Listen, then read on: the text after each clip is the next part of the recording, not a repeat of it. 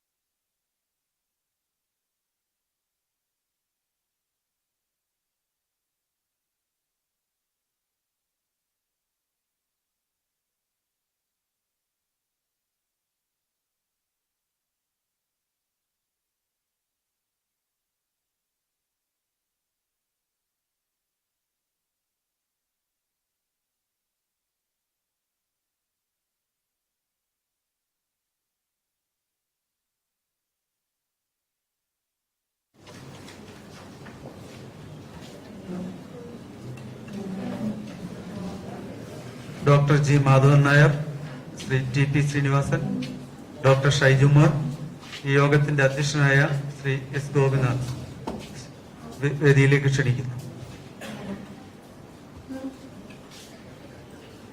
യോഗം ഒരു സാധാരണ ചട്ടവട്ടങ്ങളില്ലാതെ വളരെ ഇൻഫോർമൽ ആയിട്ടുള്ള പ്രോഗ്രാമാണ് നമ്മൾ ഇവിടെ പ്ലാൻ ചെയ്തിട്ടുള്ളത്. നേതി നേതി ലെറ്റസ് ടോക്ക് എന്ന സംഘടനയുടെ ആദ്യത്തെ പ്രോഗ്രാം. നേതി നേതി എന്നത് എല്ലാവർക്കും അറിയുന്നത് പോലെ ഇതല്ല ശാശ്വതമായ സത്യം. ആ ശാശ്വതമായ സത്യം കണ്ടെത്താനുള്ള ഒരു അന്വേഷണം. ഈ സംഘടന പൂർണ്ണമായിട്ടും അരാഷ്ട്രീയമാണ്, അപൊളിറ്റിക്കലാണ്. അതേപോലെ തന്നെ ഏതെങ്കിലും തരത്തിലുള്ള പക്ഷഭേദമോ അല്ലെങ്കിൽ ജാതീയമോ വംശീയമോ അല്ലെങ്കിൽ ലിംഗപരമായോ ഉള്ള പ്രത്യേകതകളില്ലാതെ വളരെ സ്വതന്ത്രവും നിഷ്പക്ഷവും ആയ സത്യാന്വേഷണം, അതാണ് ഉദ്ദേശിക്കുന്നത്. നമ്മുടെ ആദ്യത്തെ പ്രോഗ്രാമാണ് ചന്ദ്രയാൻ 3 കുറിച്ചുള്ള ഈ പരിപാടി. ഇതിനകത്ത് പ്രമുഖ വ്യക്തികൾ ഡോക്ടർ MC ദത്തൻ കൂടി എത്താനുണ്ട്. അദ്ദേഹം എത്തുമെന്നാണ് പ്രതീക്ഷിക്കുന്നത്. ഈശ്വര പ്രാർത്ഥനയോടുകൂടി തന്നെയാണ് നമ്മൾ പരിപാടി തുടങ്ങുന്നത്. അതിനുവേണ്ടി ശ്രീ പ്രകാശ് ബാലകൃഷ്ണനെ ക്ഷണിക്കും.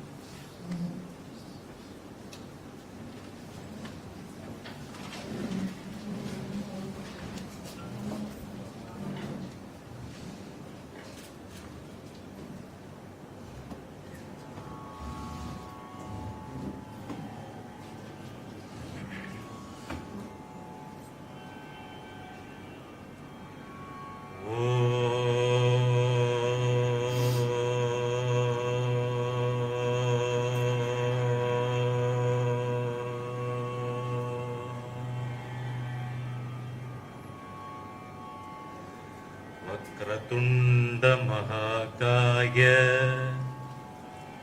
സൂര്യകോടി സമപ്രഭ നിർവിഘ്നം കുരു മേ ദേവ ശുഭകാര്യേഷു സർവദാ. യാ കുന്ദേന്ദു തുഷാരഹാരധവള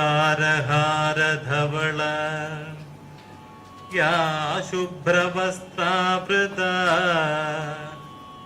യാ വീണാവരദണ്ഡമണ്ഡിതകരാ യാ ശ്വേതപദ്മാസനാ യാ ബ്രഹ്മാർച്യുതശങ്കരപ്രഭൃതിഭിർദേവൈ സദാ പൂജിതാ. സാ മാം പാതു സരസ്വതീ ഭഗവതി നിശേഷജാഡ്യാപഹ. സാ മാം പാതു സരസ്വതീ ഭഗവതി നിശേഷജാഡ്യാപഹ.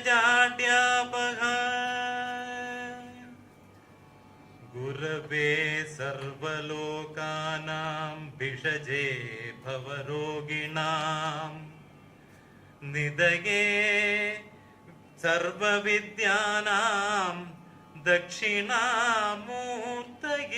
നമഃ.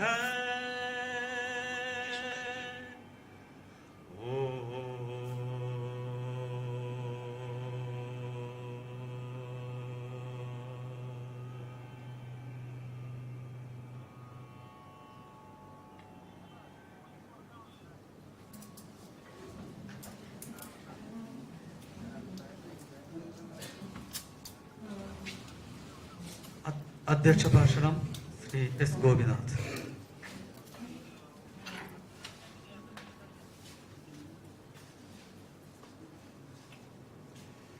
വേദിയിലും സദസ്സിലുമുള്ള ബഹുമാന്യരായ സഹോദരി സഹോദരന്മാരെ, നേതി ലെറ്റസ് ടോക്ക്. ഇതിൻ്റെ ഉദ്ദേശം വളരെ തുറന്ന ചർച്ചകൾ, വളരെ പ്രധാനപ്പെട്ട വിഷയങ്ങളെക്കുറിച്ച് രാഷ്ട്രീയമോ ജാതി മത പരിഗണനകളോ ഒന്നുമില്ലാതെ തുറന്ന ചർച്ച നടത്തുക, അതിനുള്ള ഒരു വേദി ഒരുക്കുക എന്നുള്ള ഉദ്ദേശത്തോടു കൂടിയാണ് നേതി ലെറ്റസ് ടോക്ക് എന്നൊരു ഓപ്പൺ ഫോറം അല്ലെങ്കിൽ ഒരു പ്ലാറ്റ്ഫോം ആണ് ഇതുകൊണ്ട് ഉദ്ദേശിച്ചിട്ടുള്ളത്. ഇത് രാഷ്ട്രീയമില്ല, വളരെ ഇമ്പാർഷ്യലായിരിക്കും ഇതിലുള്ള ചർച്ച. അതുപോലെ തന്നെ ഒരു ഇന്റലക്ച്വൽ ഡിസ്കഷനാണ് നമ്മൾ ഉദ്ദേശിച്ചിട്ടുള്ളത്. ഇതിൻ്റെ ഉദ്ദേശം ഒരുപാട് തെറ്റായ നറേറ്റീവ്സ് വിവിധ തലത്തിൽ നമ്മളിലേക്ക് എത്തുന്ന ഒരു സാഹചര്യം, മീഡിയയിലൂടെ ആണെങ്കിലും സോഷ്യൽ മീഡിയയിലൂടെ ആണെങ്കിലും ഒക്കെ ഏത് വിഷയത്തെക്കുറിച്ചും നമുക്ക് കിട്ടുന്ന നറേറ്റീവ്സ് അത് വിശ്വസിച്ച് വളരുന്ന ഒരു തലമുറ നമുക്കുണ്ട് എന്നുള്ളത് കൊണ്ട് അവർക്ക് സത്യം എന്താണെന്ന് അറിയാൻ, അല്ലെങ്കിൽ എ ക്വസ്റ്റ് ഫോർ ട്രൂത്ത്, എന്താണ് സത്യമെന്ന് അറിയുന്നതിന് വേണ്ടിയിട്ട് ഓരോ വിഷയത്തിലും ദേശീയ പ്രാധാന്യമുള്ള വിഷയങ്ങളിൽ, നമുക്ക് ജനങ്ങൾക്ക് ബാധിക്കുന്ന വിഷയങ്ങളിൽ തുറന്ന ചർച്ചയാണ് ഞങ്ങൾ ഉദ്ദേശിച്ചിട്ടുള്ളത്. ഇത് ഒരു ഷെയറിംഗ് ഓഫ് നോളജ്, അതുപോലെ തന്നെ ഡിസ്കഷനിലൂടെ നമുക്കൊരു വഴികാട്ടാൻ കഴിയുന്ന ഒരു വേദിയാണ് ഉദ്ദേശിച്ചിട്ടുള്ളത്. ഇതിൻ്റെ ടാർഗറ്റ് ഗ്രൂപ്പ് വിദ്യാർത്ഥികളും യുവജനങ്ങളുമാണ്. അതുപോലെ തന്നെ ക്ഷണിക്കപ്പെട്ട അംഗങ്ങളാണ് ഈ ചർച്ചകളിൽ പങ്കെടുക്കുന്നത്.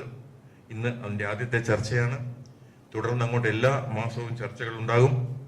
ഇന്ന് ആദ്യത്തെ ഈ ചർച്ചയ്ക്ക് തന്നെ നമ്മൾ തിരഞ്ഞെടുത്തിരിക്കുന്നത് നമ്മുടെയൊക്കെ അഭിമാനം വാനോളം ഉയർത്തിയ മിഷൻ ചന്ദ്രയാനിൻ്റെ ഒരു സമകാലിക പ്രാധാന്യമുള്ള വിഷയത്തെക്കുറിച്ച് ചർച്ച ചെയ്യാനുള്ള വിദഗ്ധരാണ് നമ്മളോടൊപ്പം എത്തിയിട്ടുള്ളത്.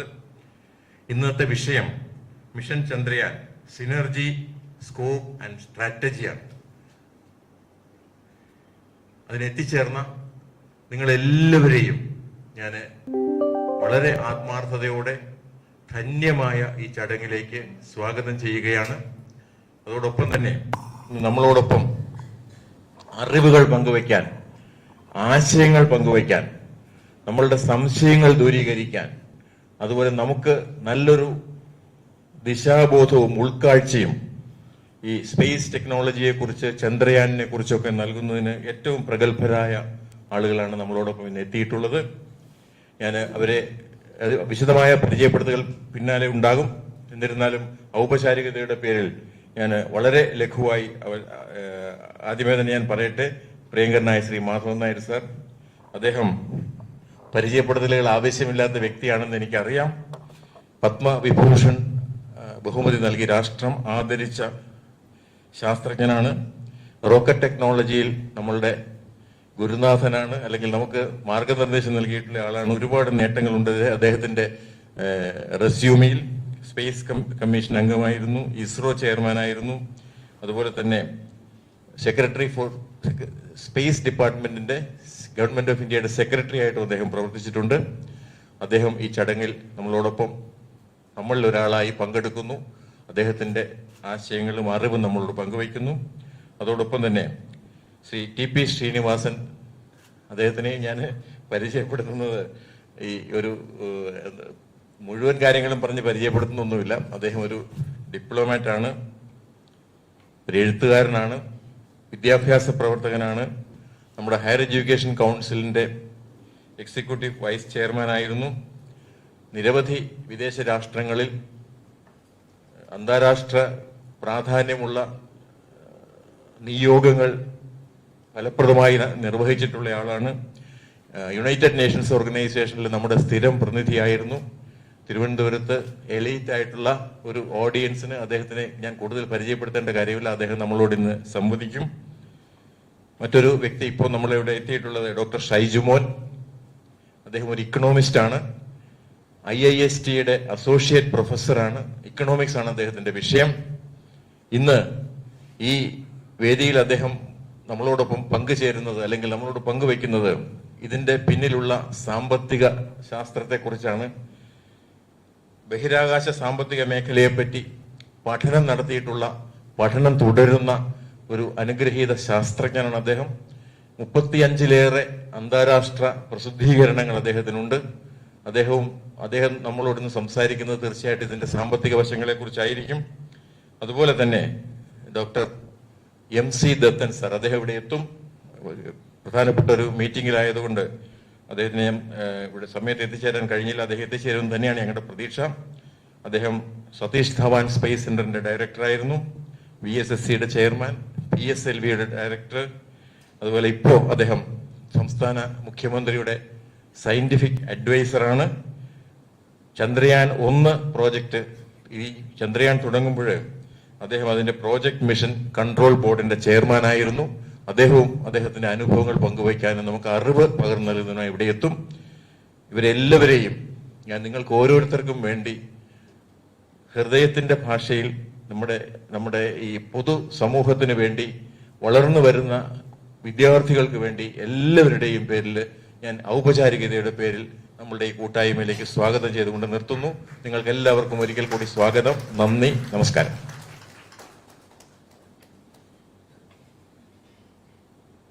വിശിഷ്ടാതിഥികളെ ആദരിക്കുന്നതാണ് അടുത്ത ചടങ്ങ്. മാധവൻ നായർ സാറിനെ ആദരിക്കാൻ വേണ്ടി Shri Venkat G Sharma.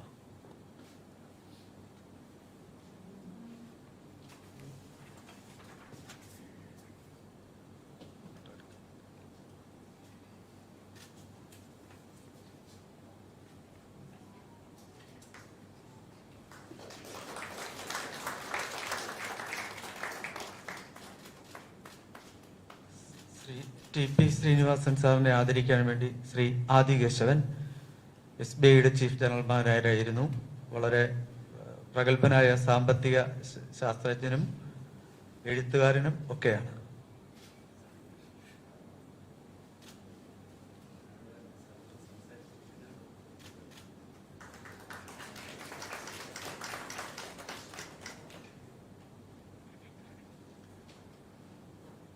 Advocate Suresh Kumar doctor ഷൈജുമോനെ ആദരിക്കാൻ വേണ്ടി.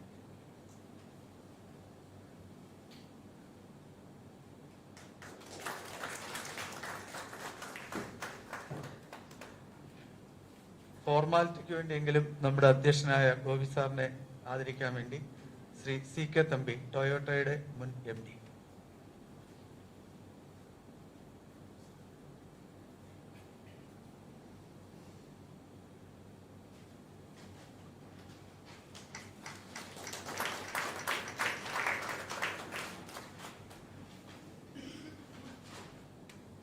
നമ്മൾ ചടങ്ങിലേക്ക് കടക്കുകയാണ്. ആദ്യം ശ്രീ മാധവൻ നായർ സാറാണ് സംസാരിക്കുക.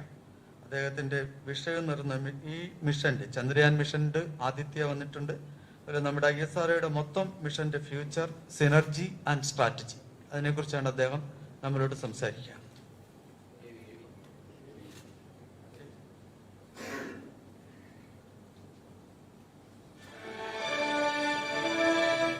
ഡോക്ടർ ജി മാധവൻ നായർ 1943 കന്യാകുമാരി ജില്ലയിലെ കുലശേഖരത്ത് ജനനം.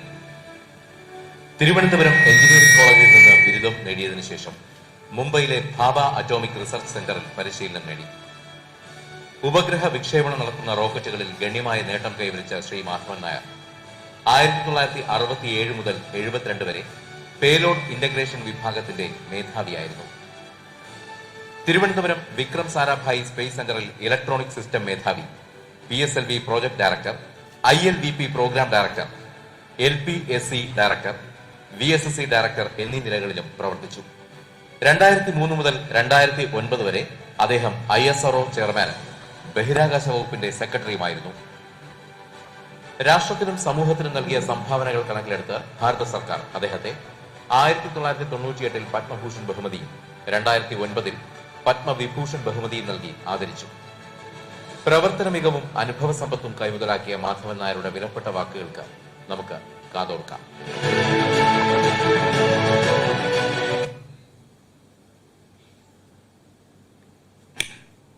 ശ്രീ ഗോപിനാഥ് IPS അധ്യക്ഷൻ, എൻ്റെ പ്രിയ സുഹൃത്ത് ambassador TP Srinivasan, doctor Shaiju Mon, Shri Dathan വരാനിരിക്കുന്നേ ഉള്ളൂ, ലെറ്റ്സ് സ്റ്റോപ്പ് ഫോർത്തിൻ്റെ ഭാരവാഹികളെ, സുഹൃത്തുക്കളെ, ഇന്ന് ഈ ഫോർത്തിൻ്റെ ആദ്യത്തെ സമ്മേളനത്തിൽ പങ്കെടുക്കാനും നിങ്ങളോട് സംസാരിക്കാനും അവസരം കിട്ടിയത് വളരെയേറെ സന്തോഷകരമായ ഒരു കാര്യമാണ്. പ്രത്യേകിച്ചും ഇന്ന് തിരഞ്ഞെടുത്തിട്ടുള്ള ടോപ്പിക് ചന്ദ്രയാൻ 3 എൻ്റെ ഹൃദയത്തിൽ വളരെ അടുത്ത ഉള്ള പ്രോജക്റ്റായിരുന്നു. അതിൻ്റെ ഒരു പരിസമാപ്തി കഴിഞ്ഞിരിക്കുകയാണ്. ഇതിൻ്റെ തുടക്കം 2005-ലാണ്. അന്ന് വാജ്പേയിയായിരുന്നു നമ്മുടെ പ്രധാനമന്ത്രി. അദ്ദേഹത്തിന് മുമ്പിൽ ഞങ്ങൾ ഇങ്ങനെ ചന്ദ്ര പര്യവേഷണം നടത്തണം എന്നുള്ള ഒരു ആശയം മുമ്പിലേക്ക് വെക്കുകയും അതിനു വേണ്ടിയുള്ള ഒരു പ്രോജക്റ്റ് റിപ്പോർട്ട് കൊടുക്കുകയുണ്ടായി. അപ്പോൾ അന്ന് അദ്ദേഹം കഷ്ടിച്ചൊരു അരമണിക്കൂർ പോലും എടുത്തില്ല ഈ പദ്ധതിയെ പറ്റിയിട്ടുള്ള വിശദാംശങ്ങൾ മനസ്സിലാക്കാനും അതിനുള്ള അപ്രൂവൽ തരാനും. അന്ന് ഓഫ്കോഴ്സ് അതിൻ്റെ പേര് കുറച്ച് വ്യത്യാസമായിരുന്നു. സോമയാൻ എന്നായിരുന്നു അതിൻ്റെ പേര്. അത് മാറ്റിയിട്ട് ചന്ദ്രയാൻ എന്നാക്കിയത് വാജ്പേയി ആയിരുന്നു. അദ്ദേഹമാണ് ഈ മിഷന്റെ പേര് തന്നെ കൊടുത്തത്. അതോടൊപ്പം അദ്ദേഹം കവിയാണെന്ന് നമുക്ക് എല്ലാവർക്കും അറിയാവുന്ന, പലപ്പോഴും കവിത എഴുതാറുണ്ട്. ഡോക്ടർ കലാമുമായിട്ട് ഒത്തുചേർന്ന് കവിത ചൊല്ലി വൈകുന്നേരങ്ങളൊക്കെ ചെലവഴിക്കുന്ന അനുഭവങ്ങളൊക്കെ ഡോക്ടർ കലാം എന്നോട് പറഞ്ഞിട്ടുണ്ടായിരുന്നു. അപ്പോൾ അദ്ദേഹം പറഞ്ഞു, ഇവിടെ നിന്ന് ഭൂമിയിൽ നിന്ന് നോക്കുമ്പോൾ ചന്ദ്രൻ വളരെ മനോഹരമായിട്ടുള്ള ഒരു വസ്തുവാണ്. നമ്മൾ അതിനടുത്ത് പോയിട്ട് നോക്കിക്കഴിഞ്ഞാൽ എന്താവും സ്ഥിതി എന്ന് പറയാൻ പറ്റില്ല. എന്നിട്ട് അത് കൂട്ടിച്ചേർക്കുകയും ചെയ്തു. നിങ്ങളിപ്പോൾ നിങ്ങളുടെ പ്രിയതമയെ ചന്ദ്രമുഖി എന്നൊക്കെ വിളിക്കും. ഈ ചന്ദ്രൻ്റെ അടുത്ത് പോയി കണ്ടു കഴിഞ്ഞാൽ അത് ചെയ്യുമോ എന്നൊരു സംശയം ഒന്നുകൂടെ അന്ന് പറഞ്ഞിരുന്നു. ഇന്നിപ്പോൾ അത് വാസ്തവമായി വന്നിട്ടുണ്ട്. നിങ്ങൾക്കറിയാം, പല രാഷ്ട്രീയക്കാരും മറ്റുമൊക്കെ പറയാൻ തുടങ്ങി ഇനി അതിൻ്റെ പേര് തന്നെ മാറ്റണമെന്നുള്ളത്. അപ്പോൾ ഏതായാലും അന്ന് തുടങ്ങിയ ആ ഒരു യാത്ര ഇന്നിപ്പോൾ ചന്ദ്രനിൽ തൊട്ട് ഇറങ്ങാനും അവിടെ ചെന്ന് കാര്യങ്ങൾ മനസ്സിലാക്കാൻ കഴിഞ്ഞു എന്നുള്ളത് നമ്മുടെ വലിയൊരു നേട്ടം തന്നെയാണെന്ന് പറയാം. ISROയെ സംബന്ധിച്ചിടത്തോളം ചന്ദ്രനെ പറ്റി പഠിക്കുക, അല്ലെങ്കിൽ ചൊവ്വയെ പറ്റി പഠിക്കുക, മറ്റു ഗ്രഹങ്ങൾ സൗരയൂഥം പഠിക്കുക എന്നുള്ളതൊക്കെ ഒരു ചെറിയൊരു സയന്റിഫിക് മിഷൻസ് മാത്രമേ ഉള്ളൂ. അതിൻ്റെ പ്രധാന ദൗത്യം നമ്മുടെ ഇവിടെ രാജ്യത്തിൽ ബഹിരാകാശ ഗവേഷണത്തിന് വേണ്ടിയിട്ടുള്ള സാങ്കേതിക വിദ്യകൾ സ്വന്തമായിട്ട് വികസിപ്പിച്ചെടുക്കുക. അതിന് മറ്റു രാജ്യങ്ങളുടെ ഒന്നും സഹായം കിട്ടില്ല. ഇത് മിലിറ്ററി ആവശ്യങ്ങൾക്ക് ഉപയോഗിക്കുന്ന ടെക്നോളജിയാണ്, മിസൈലായാലും സാറ്റലൈറ്റുകളും ഒക്കെ. അപ്പോൾ അങ്ങനെ ആ കിട്ടാത്ത അവസരത്തിൽ നമുക്ക് ഇന്ത്യയിൽ തന്നെ ഈ സാങ്കേതികവിദ്യ ഉണ്ടാക്കുകയും അങ്ങനെ കിട്ടുന്ന ഫലങ്ങൾ സാധാരണക്കാർക്ക് പ്രയോജനപ്പെടുത്തുന്ന രീതിയിൽ രൂപവത്കരിക്കുകയും വേണമെന്ന് ഞങ്ങളുടെ ഫൗണ്ടിങ് ഫാദറായിരുന്ന ഡോക്ടർ വിക്രം സാരാഭായി അദ്ദേഹം സ്വപ്നം കണ്ടിരുന്നു. ആ സ്വപ്നമാണ് ഞങ്ങൾ കൊണ്ടു നടന്നത് യാഥാർത്ഥ്യമാക്കിയത്.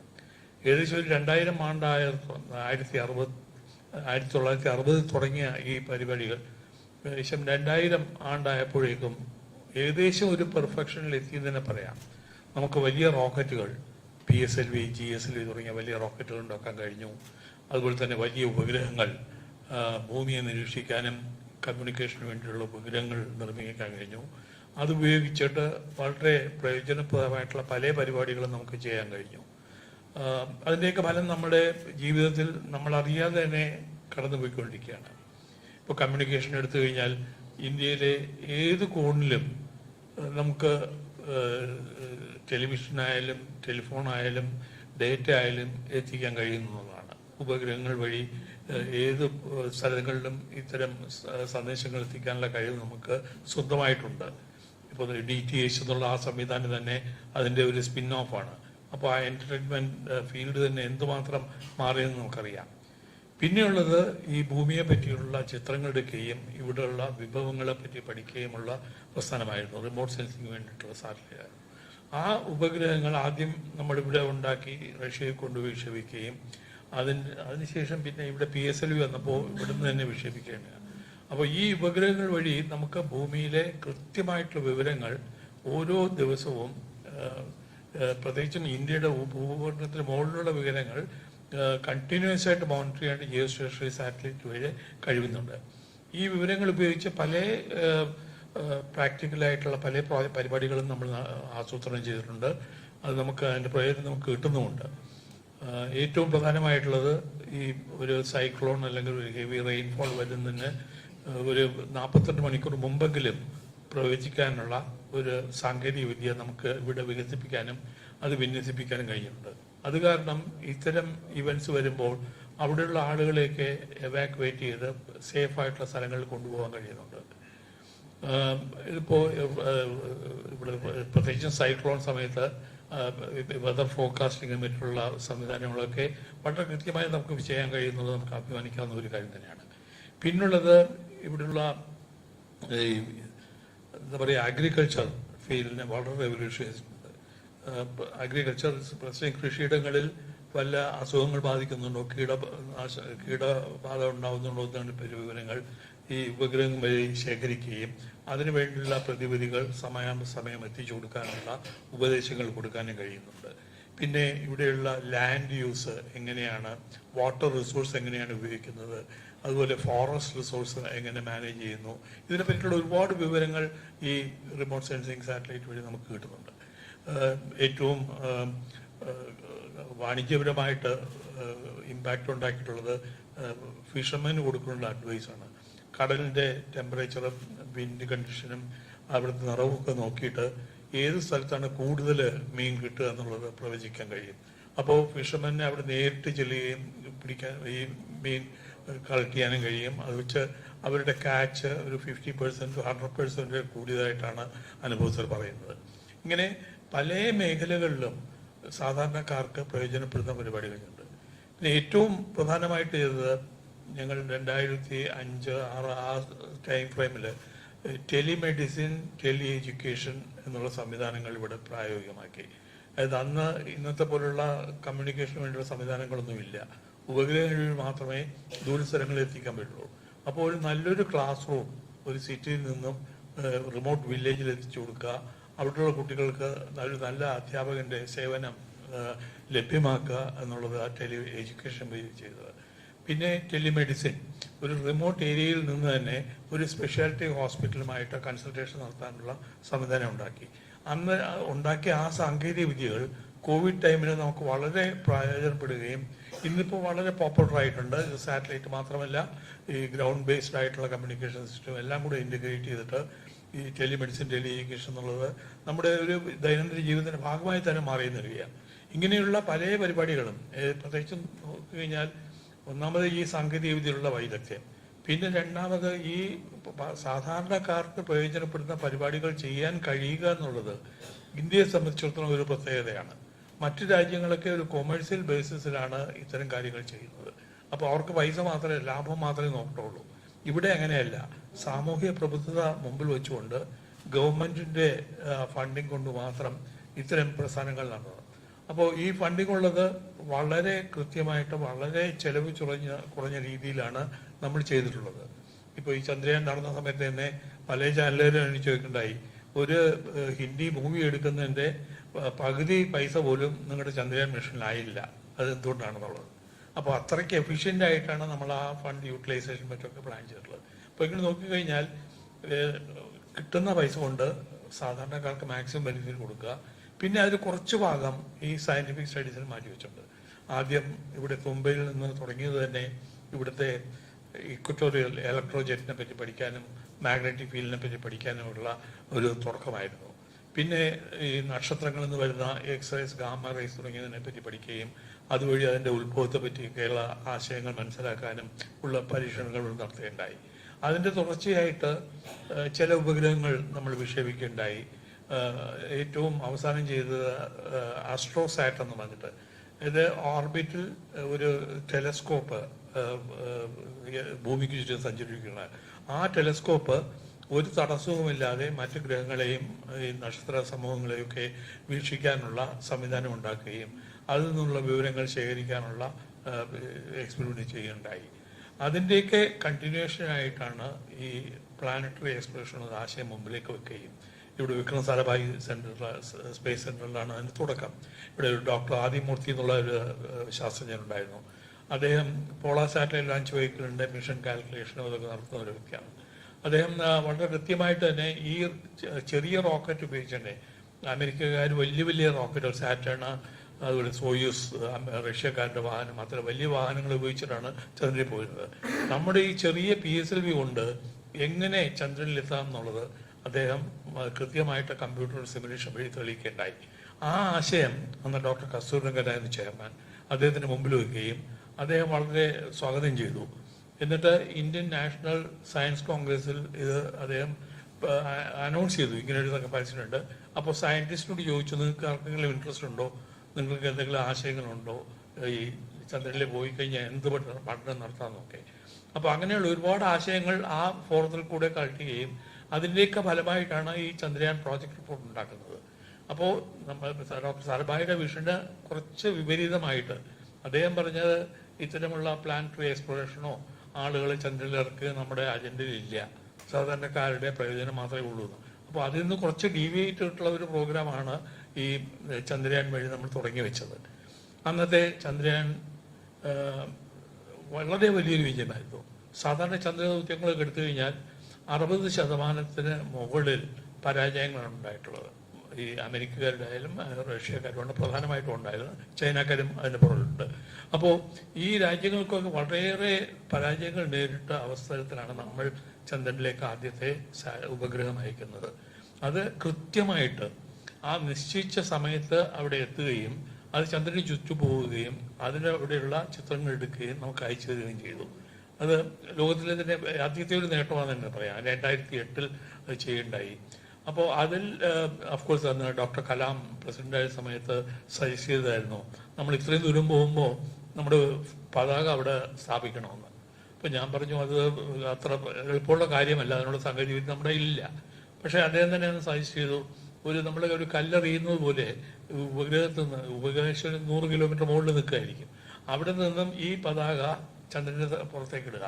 അത് വളരെ കൺട്രോൾഡ് ആയിട്ട് ചെയ്യണം. അപ്പോൾ അതിന് വേണ്ടിയിട്ട് ഒരു മൂൺ ഇമ്പാക്ട് പ്രോബ് എന്ന് പറഞ്ഞൊരു സ്പെഷ്യൽ ഇൻസ്ട്രുമെൻ്റ് ഉണ്ടാക്കുകയും അതിൻ്റെ പുറത്ത് നമ്മുടെ പതാക പെയിൻറ് ചെയ്യുകയൊക്കെ ഉണ്ടായി. അത് കൃത്യമായിട്ട് തന്നെ ഈ ചന്ദ്രൻ്റെ ഉപരിതലത്തിൽ പതിപ്പിക്കുകയും അതിപ്പോഴും ഉണ്ടാവും. അത് എക്കാലത്തും അവിടെ തന്നെ ഉണ്ടാവും. അവിടെ വെതറിംഗ് എന്നുള്ള ആക്ഷനൊന്നും ഇല്ല, അറ്റ്മോസ്ഫിയർ ഒന്നുമില്ല, അങ്ങനെയുള്ള കാരണം അവിടെ തന്നെയാണ്. അപ്പോൾ അന്ന് തുടങ്ങിയതാണ്. അപ്പോൾ അന്നത്തെ പിക്ചേഴ്സ് ഉപയോഗിച്ച് നമ്മൾ അവിടുത്തെ ധാതുലവണങ്ങളെ പറ്റിയും അതിൻ്റെ ഭൂപ്രകൃതിയെ പറ്റിയും, ഭൂപ്രകൃതി എന്ന് പറയാൻ പറ്റില്ല, അതിൻ്റെ സർഫസ് ഫീച്ചേഴ്സിനെ പറ്റിയും ഒക്കെ വളരെ ഡീറ്റെയിൽഡ് ആയിട്ടുള്ള വിവരങ്ങൾ കണ്ടുപിടിച്ചു. വളരെ വലിയ ക്രേറ്റേഴ്സ് ഉണ്ട്, അതുപോലെ തന്നെ പെട്ടെന്ന് വളരെ ഉയരത്തിൽ പോകുന്ന മൗണ്ടൻസ് ഉണ്ട്. ഇങ്ങനെയുള്ള പല ഫീച്ചേഴ്സ് നമുക്ക് കളക്ട് ചെയ്യാൻ കഴിഞ്ഞു. അതും വളരെ ലോകത്തിലെ തന്നെ ഏറ്റവും കൃത്യമായിട്ടുള്ള 10 മീറ്റർ റെസൊല്യൂഷനുള്ള ഒരു മാപ്പാണ് നമ്മളത് അന്ന് സൃഷ്ടിച്ചത്. പക്ഷേ ഏറ്റവും പ്രധാനമായിട്ടുള്ള കരുത്ത് ഇതൊന്നും ആയിരുന്നില്ല. ചന്ദ്രനിൽ വെള്ളമുണ്ട് എന്ന് കൺഫേം ചെയ്യാനായിട്ട് ഇന്ത്യക്കാണ് ആദ്യമായിട്ട് കഴിഞ്ഞത്. അമേരിക്കയുടെ അപ്പോളോ മിഷൻ മറ്റൊക്കെ ഉണ്ടായിരുന്നു, അവരൊരു സാമ്പിൾ കൊണ്ടുവന്നു. എന്നിട്ട് ഞാൻ പറഞ്ഞു കേട്ടിടത്തോളം ആ സാമ്പിളിലും ജലാംശം ഉണ്ടായിരുന്നു. പക്ഷേ അന്നത്തെ ആ ശാസ്ത്രജ്ഞന്മാർ അവർക്ക് വലിയ വില കൊടുത്തില്ല. അവർ പറഞ്ഞു ഇത് ആസ്ട്രോനോട്ടിൻ്റെ കയ്യിലുള്ള വേർപ്പുമായിട്ട് പറ്റിയതായിരിക്കും എന്ന് പറഞ്ഞിട്ട് അത് ആ ഫൈൻഡിങ് മാറ്റിവെക്കുക ചെയ്തത്. പക്ഷെ നമ്മുടെ ഇൻസ്ട്രുമെൻ്റ്, നാസയുടെ ഒരു ഇൻസ്ട്രുമെൻ്റ് ഉണ്ടായിരുന്നു. ഇത് രണ്ടും കൂടെ കോംപ്ലിമെൻ്ററി ആയിട്ട് വന്നപ്പോൾ വളരെ കൃത്യമായിട്ട് ഈ ധ്രുവങ്ങളിൽ വളരെയേറെ വെള്ളമുണ്ട്. ആയിരക്കണക്കിന് ടൺ വെള്ളമാണ് ഐസായിട്ട് ഈ ധ്രുവ പ്രദേശങ്ങളിലുള്ളതെന്നൊക്കെ കണ്ടുപിടിക്കാൻ കഴിഞ്ഞു. പിന്നെ ചന്ദ്രൻ്റെ മറ്റു ഭാഗങ്ങളിലൊക്കെ വെള്ളത്തിൻ്റെ അംശം വളരെ കുറവേ ഉള്ളൂ, വളരെ മോളിക്കുലർ ലെവലിൽ മാത്രം പ്രശ്നങ്ങൾ മാത്രമേ ഉള്ളൂ എന്ന് പറയാം. അപ്പോൾ അങ്ങനെയുള്ള ആ ഒരു ഫൈൻഡിങ്ങാണ് ആദ്യം ഏറ്റവും പ്രധാനമായിട്ടുള്ളത്. പിന്നെ മറ്റു ധാതുലവണങ്ങളെ പറ്റി ഒരു വിവരം കിട്ടി. ഇതൊക്കെ ഈ എന്താ പറയുക ക്യാമറ ഉപയോഗിച്ചെടുത്തുള്ള ചിത്രങ്ങളിൽ നിന്ന് കിട്ടിയ വിവരമാണ്. അതിനെ നമുക്ക് അതിൻ്റെ വാസ്തവസ്ഥിതി അറിയണമെന്നുണ്ടെങ്കിൽ എങ്ങനെയാണ് എന്നുള്ളതിനെ പറ്റിയാണ് ഈ ചന്ദ്രയാൻ 2 എന്നുള്ള മിഷൻ തുടങ്ങുന്നത്. അവിടെ ഒരു ലാൻഡ് നേരത്തെ പതാക ഒരു കല്ലെറിയുന്ന പോലെ വളരെ ഹൈ സ്പീഡിലാണ് പോയി. നേരെ മറിച്ച് ഒരു ഇൻസ്ട്രുമെൻ്റ് അത് ഇവിടെ ഇട്ട് കഴിഞ്ഞാൽ ഡാമേജ് ആയി പോകും. അപ്പോൾ അതിന് സോഫ്റ്റ് ലാൻഡിങ് എന്നുള്ള ഒരു സാങ്കേതിക വിദ്യ നമുക്ക് ഡെവലപ്പ് ചെയ്യാനുണ്ട്. ഈ ചന്ദ്രനിൽ നിന്ന് പേടകം വേർപെട്ട് വളരെ കൃത്യമായിട്ട് അതിൻ്റെ പുറത്തേക്ക് ഇറങ്ങി അവിടെ ചെന്ന് ഇത് സ്ഥാപിക്കുകയും ഒരു റോവർ അതിന് പുറത്തിറങ്ങി അതിന് ചുറ്റുമുള്ള സാമ്പിൾ കളക്ട് ചെയ്ത് നമുക്ക് തിരികെ ഡേറ്റ കൺഫേം ചെയ്യാനാണ് ഉദ്ദേശം. അത് 2019 നമ്മൾ ആദ്യമായിട്ട് അറ്റൻഡ് ചെയ്തു. അതിലെ ഉപഗ്രഹം വളരെ കൃത്യമായി തന്നെ പ്രവർത്തിക്കുകയുണ്ടായി. പക്ഷേ ചില സാങ്കേതിക കാരണങ്ങൾ കാരണം ചന്ദ്രൻ്റെ 2 കിലോമീറ്റർ മുകളിൽ വെച്ച് ഇതിൻ്റെ കൺട്രോൾ നഷ്ടപ്പെടുകയും അതിൽ ഏകദേശം 100 കിലോമീറ്റർ വേഗതയിൽ ചന്ദ്രനിൽ പോയി പതിക്കുകയുണ്ടായി. അപ്പോൾ അത് കംപ്ലീറ്റ്ലി അവിടെ തന്നെ ഡിസ്ട്രോയിഡ് ആയത് തന്നെയാണ് ഞങ്ങളുടെ വിശ്വാസം. അതിനുശേഷം സിഗ്നൽ കിട്ടിയിട്ടില്ല. അപ്പോൾ അതിൽ നിന്ന് പഠിച്ച പാഠങ്ങളൊക്കെ ഉൾക്കൊണ്ടുകൊണ്ടാണ് ഈ ചന്ദ്രയാൻ 3 എന്നുള്ള ആ ഉപഗ്രഹം ഡിസൈൻ ചെയ്യുകയും അത് വിക്ഷേപിക്കുകയുണ്ടായത്. അതിൻ്റെ ഫലങ്ങളൊക്കെ നിങ്ങൾ നേരിട്ട് തന്നെ കണ്ടിട്ടുണ്ടാവും. ആദ്യമായിട്ടാണ് ഇത്തരം വലിയൊരു മിഷൻ ലൈവ് ടെലികാസ്റ്റായിട്ട് ലോകത്ത് മുഴുവൻ കാണിച്ചു കൊടുക്കുന്നത്. അത് നമുക്ക് ചെയ്യാൻ കഴിഞ്ഞു. അപ്പോൾ നമ്മുടെ ഈ മിഷൻ അത് അവിടെ ലാൻഡ് ചെയ്ത് കഴിഞ്ഞപ്പോൾ നമ്മുടെ പ്രധാനമന്ത്രി ജോഹാനബർഗിൽ നിന്ന് നേരിട്ട് ടെലിവിഷൻ വഴി ശാസ്ത്രകാരന്മാരെ അഭിനന്ദിക്കൂടെ നമ്മൾ കണ്ടതാണ്. അപ്പോൾ അങ്ങനെ ആ സാങ്കേതികവിദ്യയിലെ ആ ഒരു മുന്നേറ്റം തന്നെ നമ്മളെ വളരെ സഹായിച്ചിട്ടുണ്ട്. തീർച്ചയായിട്ടും ആ സാങ്കേതിക വിദ്യകളൊക്കെ ഉപയോഗിച്ചിട്ടാണ് നമ്മളവിടെ ചെന്നത്. ഈ ഇറങ്ങുന്ന പ്രക്രിയ എന്ന് പറഞ്ഞാൽ ഏകദേശം ഒരു എയർക്രാഫ്റ്റിനേക്കാളും ഒരു 10 മടങ്ങ് വേഗതയിലാണ് ഈ ഉപഗ്രഹം സഞ്ചരിച്ചുകൊണ്ടിരിക്കുന്നത്. അതിൽ നിന്നും അതിൻ്റെ വേഗത കുറച്ച് നമ്മളൊരു കുട്ടിയെ ഒരു തൊട്ടിലേക്ക് വയ്ക്കുന്ന ആ ഒരു സ്ഥിതിയിലേക്ക് ഈ പേടകത്തിനെ കൊണ്ടുവരിക എന്നുള്ളതാണ്. അത് വളരെ സങ്കീർണമായിട്ടുള്ള ഒരു പ്രക്രിയയാണ്. ഒന്നാമത് നമുക്കിവിടെ ഭൂമിയിൽ നിന്നും അതിനെ ഒന്നും ചെയ്യാൻ പറ്റില്ല. അവിടെ ഈ പേടകത്തിലുള്ള കമ്പ്യൂട്ടറും അതിലെ സെൻസേഴ്സും റോക്കറ്റ് എഞ്ചിൻസും മറ്റും ഉപയോഗിച്ചിട്ടും ഇത് ചെയ്യാനായിട്ട് അതിൻ്റെ സിമുലേഷനൊക്കെ നടത്തി പ്രോഗ്രാമൊക്കെ ഉണ്ടാക്കി അത് ലോഡ് ചെയ്തിട്ടുണ്ടാവും. അത് സ്റ്റാർട്ട് ചെയ്യാനുള്ള കമാൻഡ് മാത്രമേ നമുക്ക് ഗ്രൗണ്ടിൽ നിന്ന് കൊടുക്കാൻ പറ്റുള്ളൂ. അതൊരു 30 മിനിറ്റ് മുമ്പ് കൊടുക്കും. അവസാനം ഒരു കിലോമീറ്റർ മുകളിലെത്തുമ്പോൾ ഈ നമ്മുടെ സയന്റിഫിക് ലിറ്ററേച്ചർ കാണുന്ന പോലെ ഒരു ഫ്ലൈയിങ് സോസറിൻ്റെ അതേ എഫക്റ്റാണ്. ഈ പേടകം ചന്ദ്രൻ്റെ മുകളിൽ വെർച്വലി ഫ്ലോട്ട് ചെയ്യുകയായിരിക്കും ചെയ്യുന്നത്. ചന്ദ്രൻ്റെ ഇവിടെ ഭൂമിനേക്കാളും ഒരു 1/6 ഗ്രാവിറ്റേഷണൽ ഫോഴ്സ് ഉണ്ട്. അപ്പോൾ സാധാരണ ആ ഫ്ലോട്ട് ചെയ്യാൻ തന്നെ വളരെ പ്രയാസമുള്ള കാര്യമാണ്. അങ്ങനെ ഫ്ലോട്ട് ചെയ്തിട്ട് ചന്ദ്രൻ്റെ ഉപരിതലത്തിൽ പറ്റി അത് ചിത്രം എടുക്കും. ആ ചിത്രത്തിൽ കൂടി അവിടെ നല്ല സ്ഥലമാണോ എന്ന് മനസ്സിലാക്കണം. അവിടെ വലിയ കല്ലുകളും കുഴികളും ഉണ്ടോ എന്ന് ഇല്ലാന്ന് ഉറപ്പുവരുത്തണം. എന്നിട്ട് വേണം ഇതിനെ താഴേക്ക് കൊണ്ടുവരാനായിട്ട്. അപ്പോൾ ഇത് അതിന് ചുറ്റും സഞ്ചരിച്ച് കൃത്യമായിട്ടുള്ള സ്ഥലം കണ്ടുപിടിച്ച് അവിടെ ഇറങ്ങുകയുണ്ടായി. അപ്പോൾ ഇറങ്ങിക്കഴിഞ്ഞിട്ടാണ് മറ്റ് റോവർ പുറത്തു വരികയും ആ റോവർ ഏകദേശം ഒരു 100 മീറ്ററോളം സഞ്ചരിച്ച് കഴിഞ്ഞു ആദ്യത്തെ ഒരു 15 ദിവസത്തിൽ തന്നെ. സോളാർ പവർ കൊണ്ടാണ് വർക്ക് ചെയ്യുന്നത്. അപ്പോൾ 14 ദിവസം കഴിഞ്ഞാൽ അവിടെ സൺസെറ്റ് ആവും. അത് കഴിഞ്ഞ് ഇപ്പോൾ സൺറൈസ് ആയി കഴിഞ്ഞു. പക്ഷേ ഈ സൺസെറ്റ് ഡാർക്ക് പീരിയഡിൽ ആ സ്ലീപ്പിംഗ് മോഡിൽ പോയപ്പോൾ ടെമ്പറേച്ചേഴ്സൊക്കെ വളരെ കുറവായിട്ട് മാറിയിട്ടുണ്ട്. ഏകദേശം ഒരു -200 ഡിഗ്രി സെൽഷ്യസ് വരെ, ഒരു ഫ്രീസറിൻ്റെ കാലം ഏകദേശം ഒരു 200 ഡിഗ്രി താഴെ അത്രയുള്ള ടെമ്പറേച്ചർ എത്തും. ആ ടെമ്പറേച്ചറിൽ അതിലെ ഇൻസ്ട്രുമെന്റ്സ് ഒക്കെ എത്രമാത്രം സർവൈവ് ചെയ്യുന്നുള്ളത് സംശയം ഉണ്ടായിരുന്നു. ഇനിയിപ്പോൾ ഒരു 2-3 ദിവസം കൂടി വാച്ച് ചെയ്ത് കഴിഞ്ഞാൽ അറിയാൻ പറ്റും. എല്ലാം ഒന്ന് വാമപ്പായി കഴിഞ്ഞാൽ അത് പിന്നെയും റിവൈവ് ചെയ്യുമെന്നുള്ളത്. റിവൈവ് ചെയ്യുകയാണെങ്കിൽ നമുക്ക് പിന്നെയും ഈ പരീക്ഷണം തുടങ്ങാം. പക്ഷേ ആദ്യത്തെ അറ്റംപ്റ്റിൽ തന്നെ നമുക്ക് ആവശ്യമുള്ള വിവരങ്ങൾ ശേഖരിക്കുകയും അവിടെയുള്ള മിനറൽസിനെ പറ്റി ഒരുപാട് വിവരങ്ങൾ നമുക്ക് കിട്ടുകയുണ്ടായി. അപ്പോൾ അങ്ങനെ ഈ ചന്ദ്രയാൻ പദ്ധതി കൊണ്ട് നമ്മൾ സാങ്കേതിക വിദ്യയിൽ ഏറ്റവും വലിയ മികവ് ഈ ലോകരാഷ്ട്രങ്ങളുടെ ഏറ്റവും മുമ്പത്തിൽ തന്നെ എത്തി നിൽക്കുന്ന ഒരു കഴിവ് നമുക്ക് തെളിയിക്കാൻ കഴിഞ്ഞു എന്നുള്ളത് ആദ്യത്തെ നേട്ടം. രണ്ടാമത് നേരത്തെ പറഞ്ഞ പോലെ കറക്റ്റായിട്ടുള്ള ഡേറ്റയൊക്കെ കൺഫേം ചെയ്യാനുള്ള ഒരു അവസരമുണ്ടായി. അവിടെയുള്ള അറ്റ്മോസ്ഫിയർ ഇല്ല, പക്ഷേ ചെറിയ അയണൈസ്ഡ് പാർട്ടിക്കിൾസ് മറ്റുമൊക്കെയാണ് അതിൻ്റെയൊക്കെ ഇത്. പിന്നെ ഈ ഉൾക്കകളും മറ്റും വന്ന് പതിക്കുമ്പോൾ പ്രകമ്പനങ്ങൾ ഉണ്ടാവുന്നുണ്ട്. അതിനെ പറ്റിയുള്ള വിവരങ്ങൾ, ഇങ്ങനെയുള്ള പല വിവരങ്ങളും കിട്ടുന്നുണ്ട്. അപ്പോൾ ശാസ്ത്രകാരന്മാർക്ക് ഇനി വരുന്ന പല ആണ്ടുകൾ ഇത് ഈ ഡേറ്റ വിശകലനം ചെയ്യാനും അതുവഴി പുതിയ പുതിയ കണ്ടുപിടുത്തങ്ങൾ കൊണ്ടുവരാനും കഴിയുമെന്ന് വിശ്വാസമുണ്ട്. അപ്പോൾ ഈ പരിപാടി കഴിഞ്ഞപ്പോൾ അപ്പോൾ ഇതിനിടയ്ക്ക് നമുക്ക് ചൊവ്വയിലേക്ക് പോകാനുള്ള ഒരു അവസരം കൂടി ഉണ്ടായി. 2012 ചൊവ്വയിലേക്ക് ഒരു പേടകം അയക്കുകയും അത് PSL ഉപയോഗിച്ച് ചെയ്തത്. പക്ഷേ അതിലെ ഇൻസ്ട്രുമെന്റ്സ് ഒക്കെ വളരെ കുറവായിരുന്നു. അത് കാരണം കുറച്ച് ചിത്രങ്ങൾ എടുക്കാനും അതിൻ്റെ അറ്റ്മോസ്ഫിയറിനെ പറ്റിയുള്ള കുറച്ച് മിനിമമായിട്ടുള്ള വിവരങ്ങൾ മാത്രമേ ശേഖരിക്കാൻ കഴിഞ്ഞിട്ടുള്ളൂ. ഇനി അടുത്തത് ചൊവ്വയിലേക്ക് വളരെ വിശദമായിട്ട് പഠിക്കാനുള്ള ഒരു ഉപഗ്രഹം അയക്കാനുള്ള സാധ്യതയുണ്ട്. അതുപോലെ തന്നെ വ്യാഴം ഗ്രഹത്തിലേക്കും അവിടെയുള്ള പ്രതിഭാസങ്ങളെ പറ്റി പഠിക്കാനുള്ള ഒരു ഉപഗ്രഹത്തിൻ്റെ ഡിസൈൻ നടന്നുകൊണ്ടിരിക്കുകയാണ്. പിന്നെ അതിലൊക്കെ പ്രധാനമായിട്ടുള്ളത് നമ്മുടെ ഭൂമിയുടെ നിലനിൽപ്പിന് ആധാരം സൗരോർജ്ജമാണ്. അപ്പോൾ സൂര്യനെ പറ്റി പഠിക്കുക, അതിലുള്ള പ്രതിഭാസങ്ങളെ പറ്റി പഠിക്കുക, അവിടെ വിസ്ഫോടനങ്ങൾ ഉണ്ടാവുക, അവിടെ സോളാർ വിൻഡ്സും മറ്റൊക്കെ ഉണ്ടാകുമ്പോൾ ചാർജ് പാർട്ടിക്കിൾസും റേഡിയേഷൻസും മറ്റൊക്കെ വരുന്നുണ്ട്. അപ്പോൾ അത് നമ്മുടെ ഭൂമിയിലെ പലതിനെയും അഫക്റ്റ് ചെയ്യുന്നുണ്ട്. അപ്പോൾ ഇതിനെ പറ്റിയൊക്കെ വിശദമായി പഠിക്കണമെങ്കിൽ സൂര്യനെ നമ്മൾ കണ്ടിന്യൂസ് ആയിട്ട് ഒബ്സർവ് ചെയ്യാനുള്ള ഒരു കേപ്പബിലിറ്റി വേണം. അതിനു വേണ്ടിയിട്ടാണ് ആദിത്യ 1 എന്നുള്ള മിഷൻ ഇപ്പോൾ ലോഞ്ച് ചെയ്തിട്ടുള്ളത്. അത് ലഗ്രാനിയൻ പോയിന്റ് എന്ന് പറയും. ഭൂമിയിൽ നിന്നും ഏകദേശം ഒരു 15 മില്യൺ കിലോമീറ്റേഴ്സ് ദൂരെയായിട്ടാണ് ആ സ്ഥലം വരിക. അവിടെ പ്രത്യേകത എന്താണെന്ന് വെച്ചാൽ ഭൂമിയിലെ ആകർഷണ വലയവും സൂര്യൻ്റെ ആകർഷണ വലയം ഏകദേശം ഈക്വലാവും. അപ്പോൾ വളരെ മിനിമം എനർജി കൊണ്ട് നമ്മുടെ ഉപഗ്രഹം അവിടെ മെയിൻറ്റെയിൻ ചെയ്യാൻ കഴിയും. അത് കണ്ടിന്യൂസ് ആയിട്ട് സൂര്യനെ ഒബ്സർവ് ചെയ്യാനും മറ്റ് പ്രതിബന്ധങ്ങളൊന്നും ഇല്ലാതെ തന്നെ അതിനെ ഡേറ്റ കളക്ട് ചെയ്യാനുമുള്ള അവസരങ്ങൾ കിട്ടുകയുണ്ടായി. അപ്പോൾ ഇങ്ങനെയുള്ള മിഷൻസ് നമ്മൾ നടന്നുകൊണ്ടിരിക്കുകയാണ്.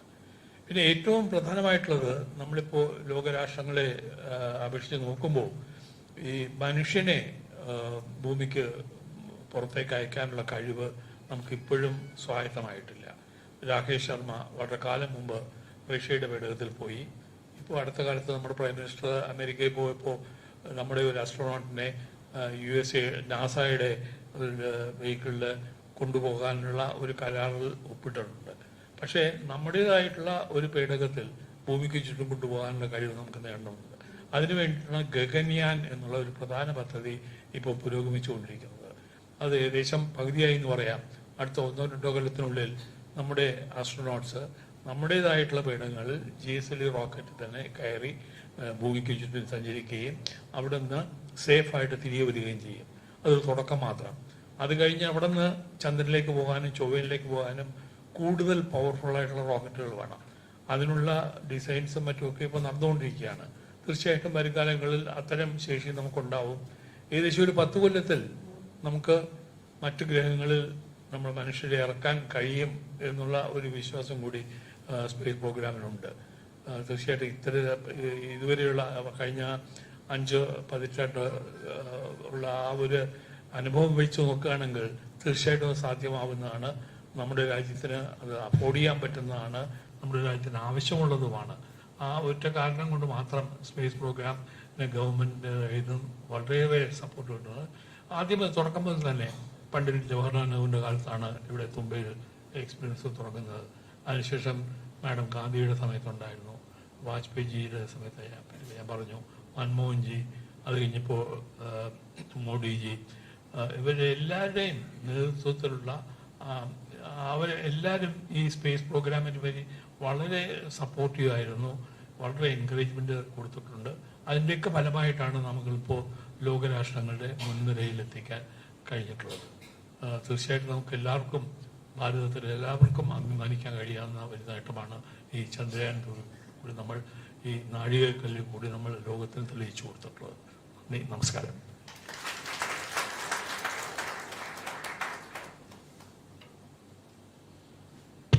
നന്ദി മാധവൻ സാർ. നമ്മൾ ഈ ചർച്ചയുടെ അടുത്ത ഘട്ടത്തിലേക്ക്, എന്താണ് ഈ ചന്ദ്രയാനും നമ്മുടെ സ്പേസ് മിഷൻസ് അന്താരാഷ്ട്ര തലത്തിൽ ഉണ്ടാക്കിയിട്ടുള്ള പ്രഭാവം? 4ാമത്തെ രാഷ്ട്രമായിട്ട് ഭാരതം മാറുകയാണ്. ചന്ദ്രനിൽ ഇറങ്ങിയ 4ാമത്തെ രാഷ്ട്രം. ലോകത്തെ മറ്റു രാജ്യങ്ങൾ ഒരുപക്ഷെ അസൂയയോടെ കാണുന്ന ഈ അവസ്ഥയെ എങ്ങനെയാണ് എന്ന് ശ്രീ ടി.പി. ശ്രീനിവാസൻ സാർ നമ്മളോട് വിശദീകരിക്കും. ശ്രീ ടി.പി. ശ്രീനിവാസനിലേക്ക്.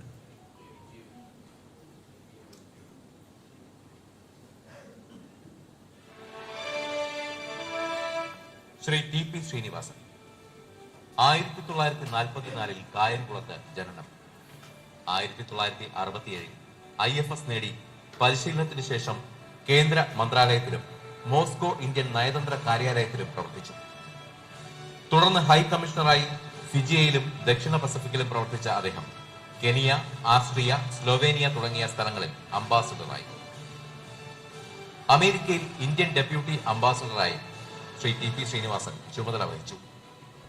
ഐക്യരാഷ്ട്രസഭയിൽ വിവിധ തസ്തികകൾ വഹിച്ച അദ്ദേഹം ഭാരതത്തിന്റെ സ്ഥിരം പ്രതിനിധിയായി വർഷങ്ങളോളം പ്രവർത്തിച്ചു.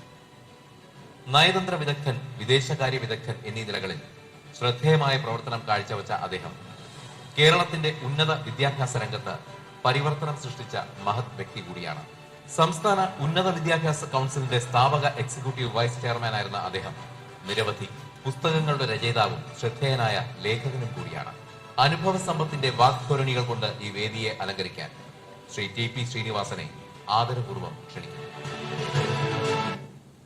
Thank you very much. Sri Madhavan Nair, other distinguished guests, whoever invited me to this discussion must have worked very hard to find out somebody who knows nothing about space. A few months ago, I was invited by ISRO in Bangalore to give a talk to the top leadership of ISRO. I wondered why I was asked, because I would not know anything that they had done or what they would do.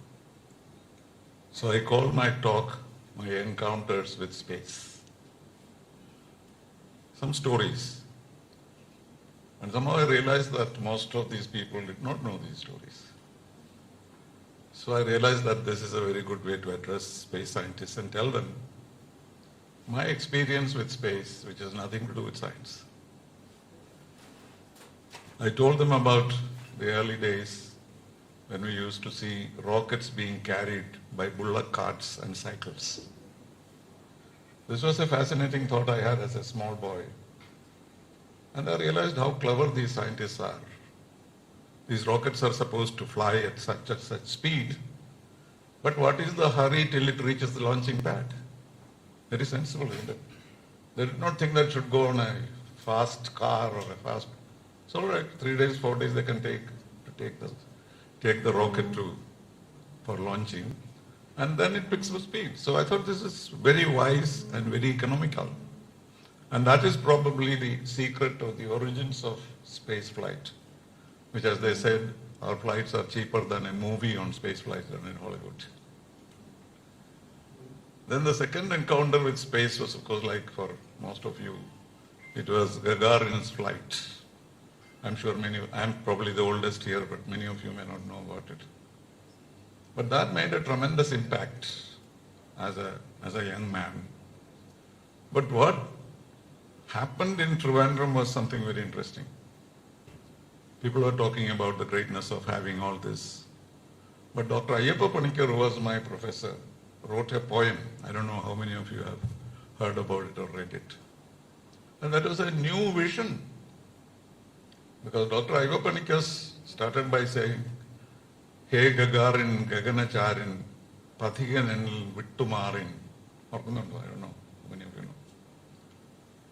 It sounded like an attack on space science.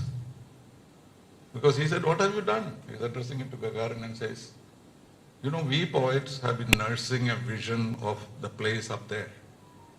You know, God presiding over, angels all around, and beautiful music, and beautiful rain and water. All these we had imagined. All these years you have been writing poems about what is up there. And what have you done to us? He has gone and seen and says there is nothing like this here. He says he had destroyed our profession. We cannot be poets anymore. Because if there is none like that there, then how will you say, my darling, please come, we'll go to heaven and enjoy yourself? There is no such heaven. And this shook me completely. Because nobody was talking anything against space. Nobody was saying that it is a waste. But here, a person who has the sensibility to understand the impact of science on ordinary life, on science, on literature, which struck me very much. But it was not a negative point. That is more interesting. If you get hold of it, please read. Because he goes on to say that this is a challenge to us poets. But you should not just run away from it because these things are not there. He says, find your own thermometer, find your own spectrometer. All this you have to find and create a new world which merges science with imagination. And it's perhaps the best poem ever written about space science. And this has been in my mind all the time. And my career somehow ran parallel to our space science. That's also quite amusing. My first posting was in Japan, and that is when the first moon walk happened. I remember keeping awake the whole night in Tokyo, watching it on television. So that was the second encounter with space.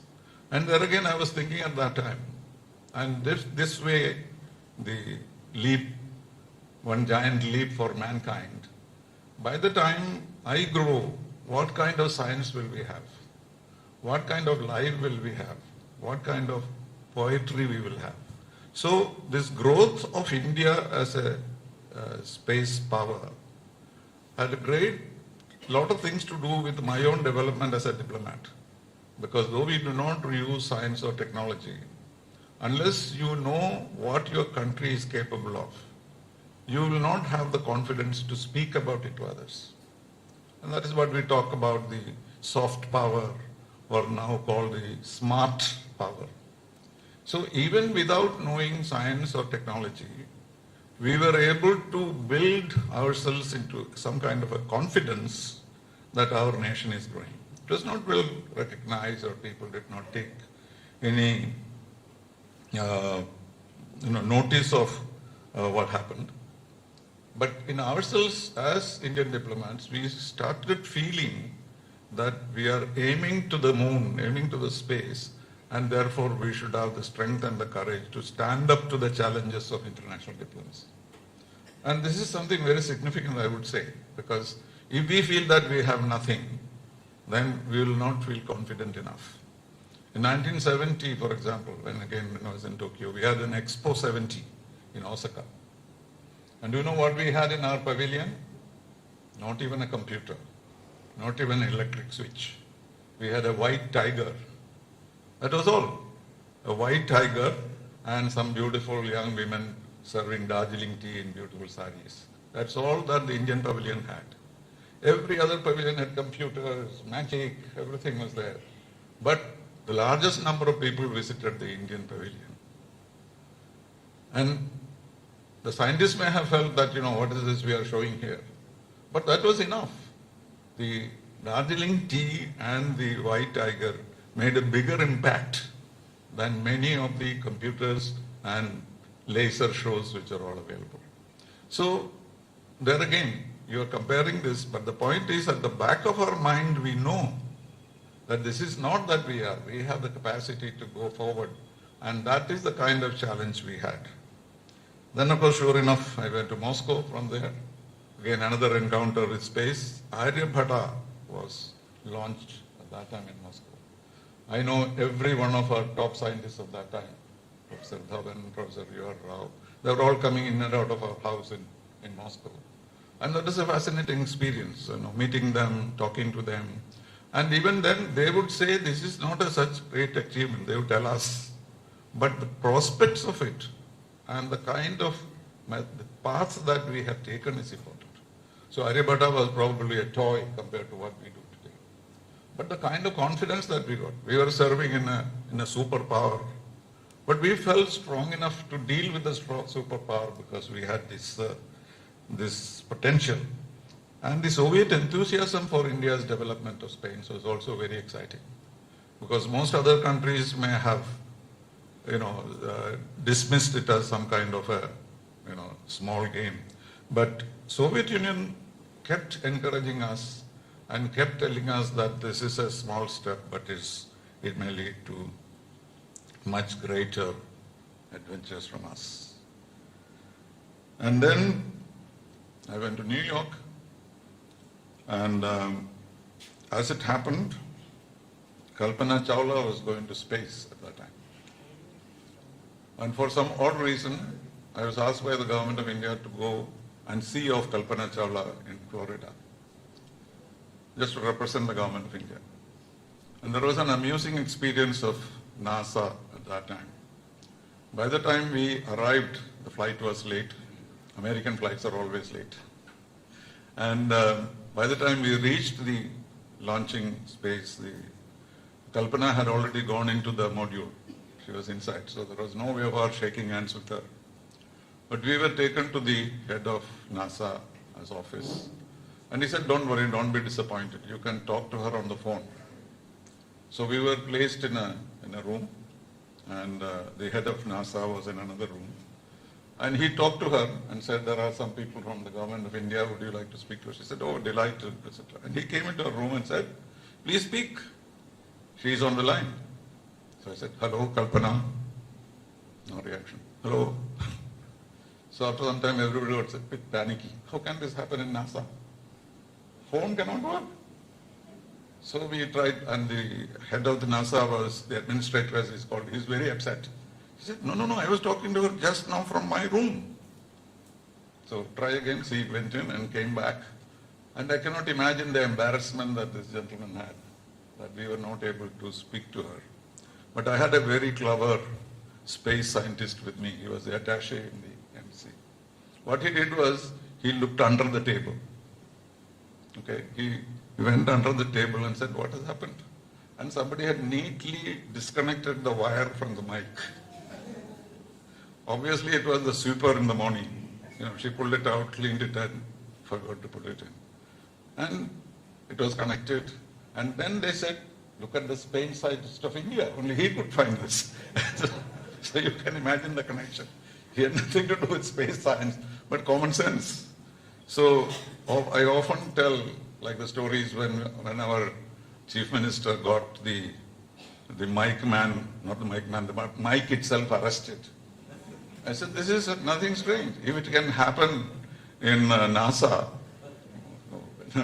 it can happen in the Ayunkali Hall every day perhaps, but so we should not be arresting mics, etc. And connected to that is another story. I had the same experience in another big institution, like scientist, big institution called MIT. Many of you, maybe some of you are products of MIT. So Ambassador Narayanan and myself went to MIT.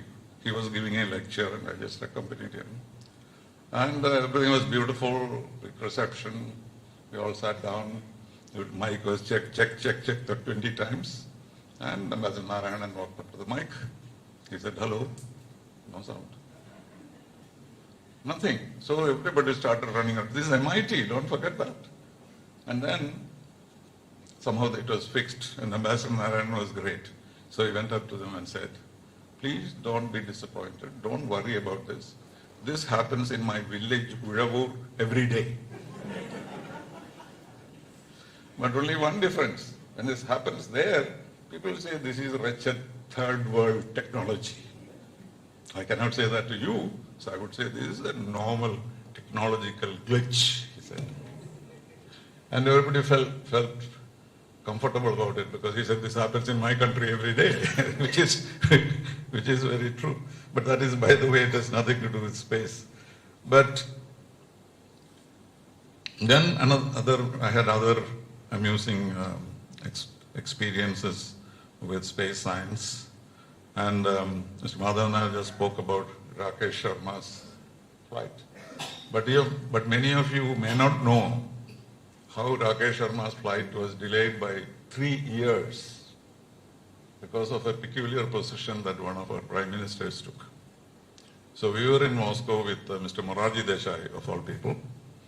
And you know, his foreign policy, he defined it as genuine non-alignment. That was his only contribution. The paper which was presented to him by the Foreign Secretary mentioned foreign policy as it was practiced by the Congress. He didn't correct anything. Where it said non-alignment, he put genuine non-alignment. That was the only change that he made in our foreign policy. But it was a very significant change because what he meant was ours is not genuine non-alignment because you are too close to the Soviet Union. And therefore he said we must distance ourselves from the Soviet Union. And imagine a prime minister going to Moscow to distance himself from the Soviet Union. But he told us in the plane very clearly to us, see, I'm going there not to strengthen Indo-Soviet relationship or anything like that. What I want to do is we must have genuine non-alignment. We should be friendly with the United States and Moscow. And I'll tell you when I come back what we should do with our relation with Soviet Union. So we're all prepared for it. And then we started negotiating a joint declaration. When an Indian Prime Minister visits Moscow, there is always a joint declaration because we are very much involved in each other, economic, cultural, social, everything. And the two of us, the Foreign Secretary and myself, were sent into a room to talk to the Soviets. So at that time, the issue was how close are we going to embrace the Treaty of Friendship and Cooperation. Because what Mrs. Gandhi did in 1970 was very much like joining the Warsaw Pact. Because in order to strengthen ourselves for the Bangladesh operation, she signed this Treaty of Friendship and Cooperation, in which it is said that if one country is attacked by another country, you will come to the rescue of that country. This is as important, as significant as a military pact. Of course, everybody criticized her, this is not non-alignment. And one day she said, hell with non-alignment, I want to save my country. So that's what she said. And so this was the closest that we got to the Soviet Union. And of course, the Bangladesh war was over. And when the Janata Party came to power, they said, no, we should not do that. We should distance themselves. So that was the background. So we started looking at the draft made by the Soviets. And every paragraph, there was a reference to the Treaty of Friendship and Cooperation. And our instruction was not to mention this anywhere in the joint declaration. So we tried various ways in the spirit of the treaty, in the mutuality of the treaty, but without saying Treaty of Friendship and Cooperation. This was Mr. Morarji Desai's instruction to us. So we negotiated the whole night. The Soviets said that unless you mention the treaty, there will be no joint declaration. Okay. We went up to Morarji. I don't know, anybody who has worked with Morarji will know that when you go to see him, he is spinning on his charkha. And he says, go on, he'll tell you to speak. But our mind is on the charkha, whether this will break or not. so he's focusing on this, and he keeps on telling you, go on. So you don't know whether he understands anything that you say. And then finally he will give you a decision. So we explain in great detail the problem we are having with the Soviets, and the treaty has to be mentioned, otherwise we will have no joint declaration. So we stopped and said, there will be no joint declaration. What is so great about that? Then, of course, Vajpayee ji started saying, no, sir, this is the first time it will happen if the Indian Prime Minister comes and there is no joint declaration, we have to do something. He said, no, if they want to mention the treaty in this declaration, no joint declaration. Okay, so this was one part of it. But what is the space part of it? The next day, we were having lunch. And just before lunch, a Soviet officer came to me and said, sir, the president is going to offer India a space flight for an Indian astronaut. I thought it was very nice. So I almost cleared it by saying, oh, very good, very good. Then I said, I must tell Mr. Vajpayee. I went and told him, this is what's happening. Yeah, acha hai, bahut acha hai, I said. So it was over. But none of us went and told the Prime Minister about this. He should have been warned. And when the time came, Brezhnev with great, pomp and show said, Mr. Prime Minister, we are such good friends and we need to do something to demonstrate it to the world. And we have these space flights. We have already taken all the Warsaw Pact countries. And now the next level relationship is Vietnam has already done. And the next is India's turn. So what irritated Mr. Desai was this kind of stratification. Warsaw Pact, then Vietnam, then India. So he was very irritated by that. So Brezhnev expected and hoped that he will thank him, profusely. And there was silence. And then Moraji said, this is not a good idea. Brezhnev was lighting a cigarette. It fell out from his mouth. Because he didn't expect such a thing will happen. So everybody looked at everybody else. Vajpayee wrote a little note saying this, please accept, sir, and passed it on to him. And he just put it aside like that. And he went on. So nobody could say anything what would say. So he told Kosygin, who was the Prime Minister, Brezhnev told him, what is he saying? Please ask him. So Kosygin said that, there's a very major initiative, there's a very political initiative, and there's very significant for science development in India. He gave a little lecture. And then Moraji said, no, I don't think we need to do that. So all of us are completely shocked. And then Moraji started inventing the reasons. So he said, why I'm saying this? You will ask me to send 10 astronauts to Moscow, and then you will send only one to the space. And all the other 9 will become my enemies. Then he said, did you send a dog up to the space and brought it back, Leica? What good did it do? Sorry, my short stories will never end.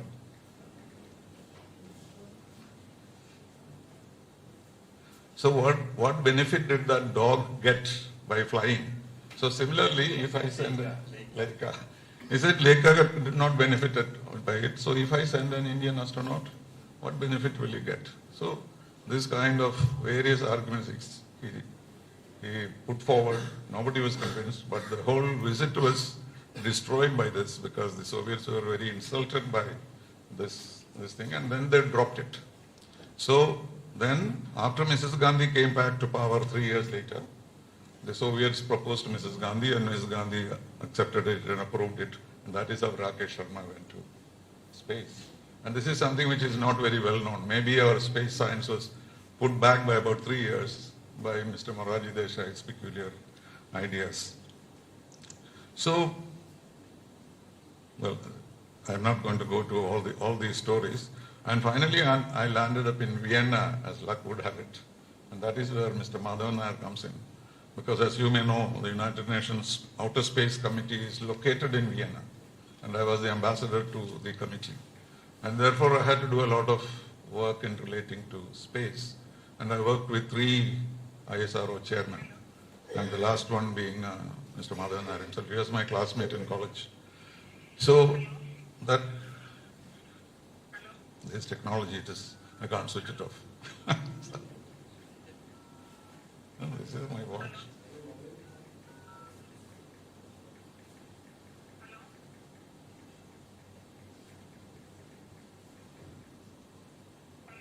Sure. And there's a young lady, I should not be disappointing her. I don't know who she is. I'll get a lecture. And so whoever she is, she'll tell me why you insulted me like that. Anyway, so in Vienna, that we had a lot of things to do. That's probably the first time I dealt with technical aspects of space. But most of it was done by the chairman themselves who used to come for the committee. And our basic interest was to make sure that India is elected to some of the bodies of the Space Committee, because we had a very prominent place there. And that is where I realized that even though we were behind in terms of technical accomplishment and technology, they had a great respect for our scientists and our chairman particularly. This I saw for myself. Because whenever there was anything scientific, they always referred to the scientific committee, which was chaired by an Indian. And also generally, the kind of respect that we had was something remarkable. And so the point I'm trying to make is, in my own functioning as a diplomat, space has always been some kind of an accompaniment for me. And that enabled me to have a kind of peep into the kind of developments that we have. And then that famous cartoon, you may know, when after the Chandrayan, because even before it failed, there was this tremendous amount of interest in what India was doing. And there was this Time magazine cartoon, you may remember. Here are these 4 big powers, space powers, sitting inside a glass door. And somebody is knocking at that glass door, and they look and they see that Indian farmer with a cow or a bull or whatever waiting there to get in. So that is how we were treated. We thought that this was an intruder into the space world. But we know now where we stand today. So what I'd like to say is that India's diplomatic power was always supported by space and nuclear power. Because I dealt with nuclear power in Vienna, but that's another subject, I'm not going into that. So even though we had not signed the NPT, India's thoughts were always respected and welcomed, even though they did not agree with us. So that kind of a relationship that India had with the world, and our view of the world changed all the time because of the scientific accomplishments that we have in space as well as in nuclear technology. Thank you very much.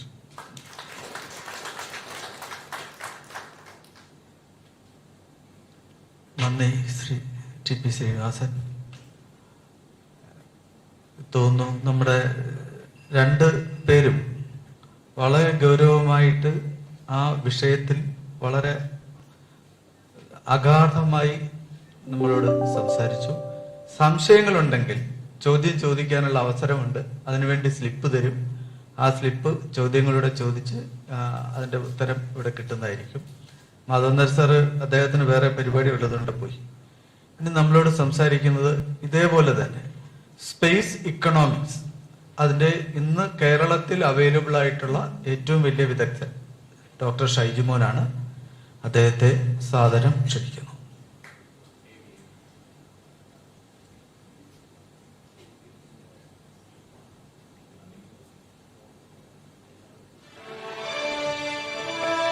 Doctor CS Shaijumon 1996 Kerala സർവകലാശാലയിൽ നിന്ന് ധനതത്വശാസ്ത്രത്തിൽ 1ാം റാങ്കോടെ ബിരുദം. പിന്നീട് കേരള സർവകലാശാലയിൽ നിന്ന് തന്നെ PhD എടുത്ത അദ്ദേഹം ഇപ്പോൾ വലിയമല IISTയിലെ അസോസിയേറ്റ് പ്രൊഫസറും ഹ്യൂമാനിറ്റീസ് വകുപ്പ് മേധാവിയുമായി പ്രവർത്തിക്കുന്നു. ചന്ദ്രയാൻ അടക്കമുള്ള ബഹിരാകാശ ഗവേഷണ സംരംഭങ്ങളുടെ സാമ്പത്തിക വശത്തെക്കുറിച്ച് ഏറ്റവും കൂടുതൽ ആധികാരികമായി പറയാൻ കഴിയുന്ന ഏക മലയാളി കൂടിയാണ് അദ്ദേഹം. ഫുൾ ബ്രൈറ്റ് സ്കോളർഷിപ്പോടെ കാലിഫോർണിയയിലെ ക്ലയർമൗണ്ട് യൂണിവേഴ്സിറ്റിയിൽ റിസർച്ച് ഫെലോ, ഫ്രീമാൻ ഫെലോഷിപ്പിൽ കാലിഫോർണിയയിലെ പിറ്റ്സർ കോളേജിൽ വിസിറ്റിംഗ് പ്രൊഫസർ എന്നീ നിലകളിലും പ്രവർത്തിച്ചു. ബഹിരാകാശ സാമ്പത്തിക മേഖലയിൽ ആഴത്തിൽ പഠനം നടത്തുന്ന അദ്ദേഹം ഇതുവരെ 35ഓളം അന്താരാഷ്ട്ര നിലവാരമുള്ള ഗവേഷണ പ്രൊഫസർ കസ്തൂരി രംഗനുമായി ചേർന്ന് ഈ മേഖലയിൽ തയ്യാറാക്കിയ അദ്ദേഹത്തിന്റെ പുസ്തകം ഏറെ വിഖ്യാതമാണ്. ICSRന്റെയും IACRന്റെയും ഐക്യരാഷ്ട്രസഭയുടെയും അടക്കം പുരസ്കാരങ്ങൾ ഏറ്റുവാങ്ങിയ ഡോക്ടർ ഷൈജുമോന്റെ ഏറ്റവും വലിയ സംഭാവന ടെലിമെഡിസിൻ രംഗത്തെ അദ്ദേഹത്തിന്റെ പഠനങ്ങളാണ്. ചന്ദ്രയാൻ അടക്കമുള്ള ബഹിരാകാശ പദ്ധതികളുടെ സാമ്പത്തിക വശങ്ങളെക്കുറിച്ച് വിശദമായ പഠനം നടത്തിയ ഡോക്ടർ ഷൈജുമോൻ നമ്മുടെ ചിന്തകളെ പ്രചോദിപ്പിക്കട്ടെ. Thank you so much. Most respected Madhavan Nair sir and the most respected Ambassador T.P. Srinivasan, my friend, guide, everything, and also respected Gopinath sir and organizer who invited me, Sri Suresh Babu sir. And in the August audience, I can see many people like Adhikeshavan sir, Kartha sir, and all kinds of people are sitting here. This is actually a wonderful opportunity given to me to talk about the economic impacts of space program. Actually, many things explained by these stalwarts like Madhavan Nair sir, who crafted the idea about Chandrayan, who explained everything, how it came. Everybody knows that what kind of image that it has actually gathered for India in the World Forum. So we could see that in G20 meeting and in BRICS meeting held in Johannesburg, everywhere. So that brand value of India. So such a technological marvel that we achieved. ഇത് നമ്മളെല്ലാവരും കേട്ട കാര്യമാണ്, എല്ലാവരും കണ്ടതാണ്.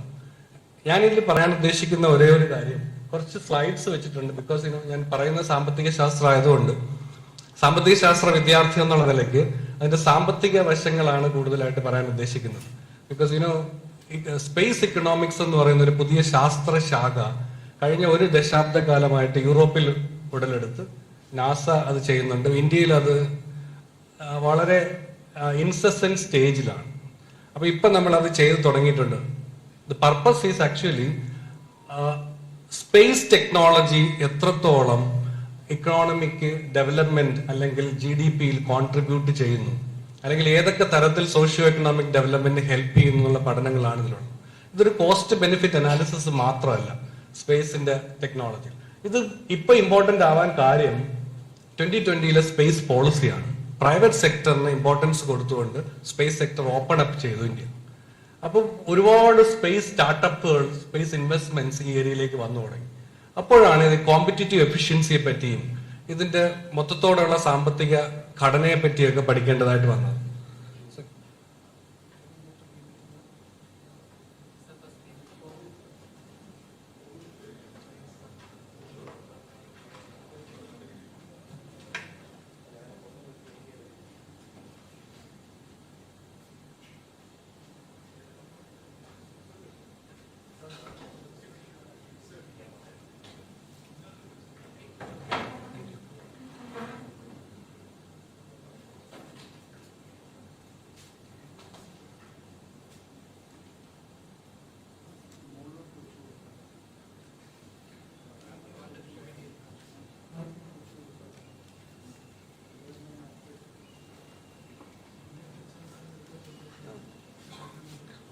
Sorry,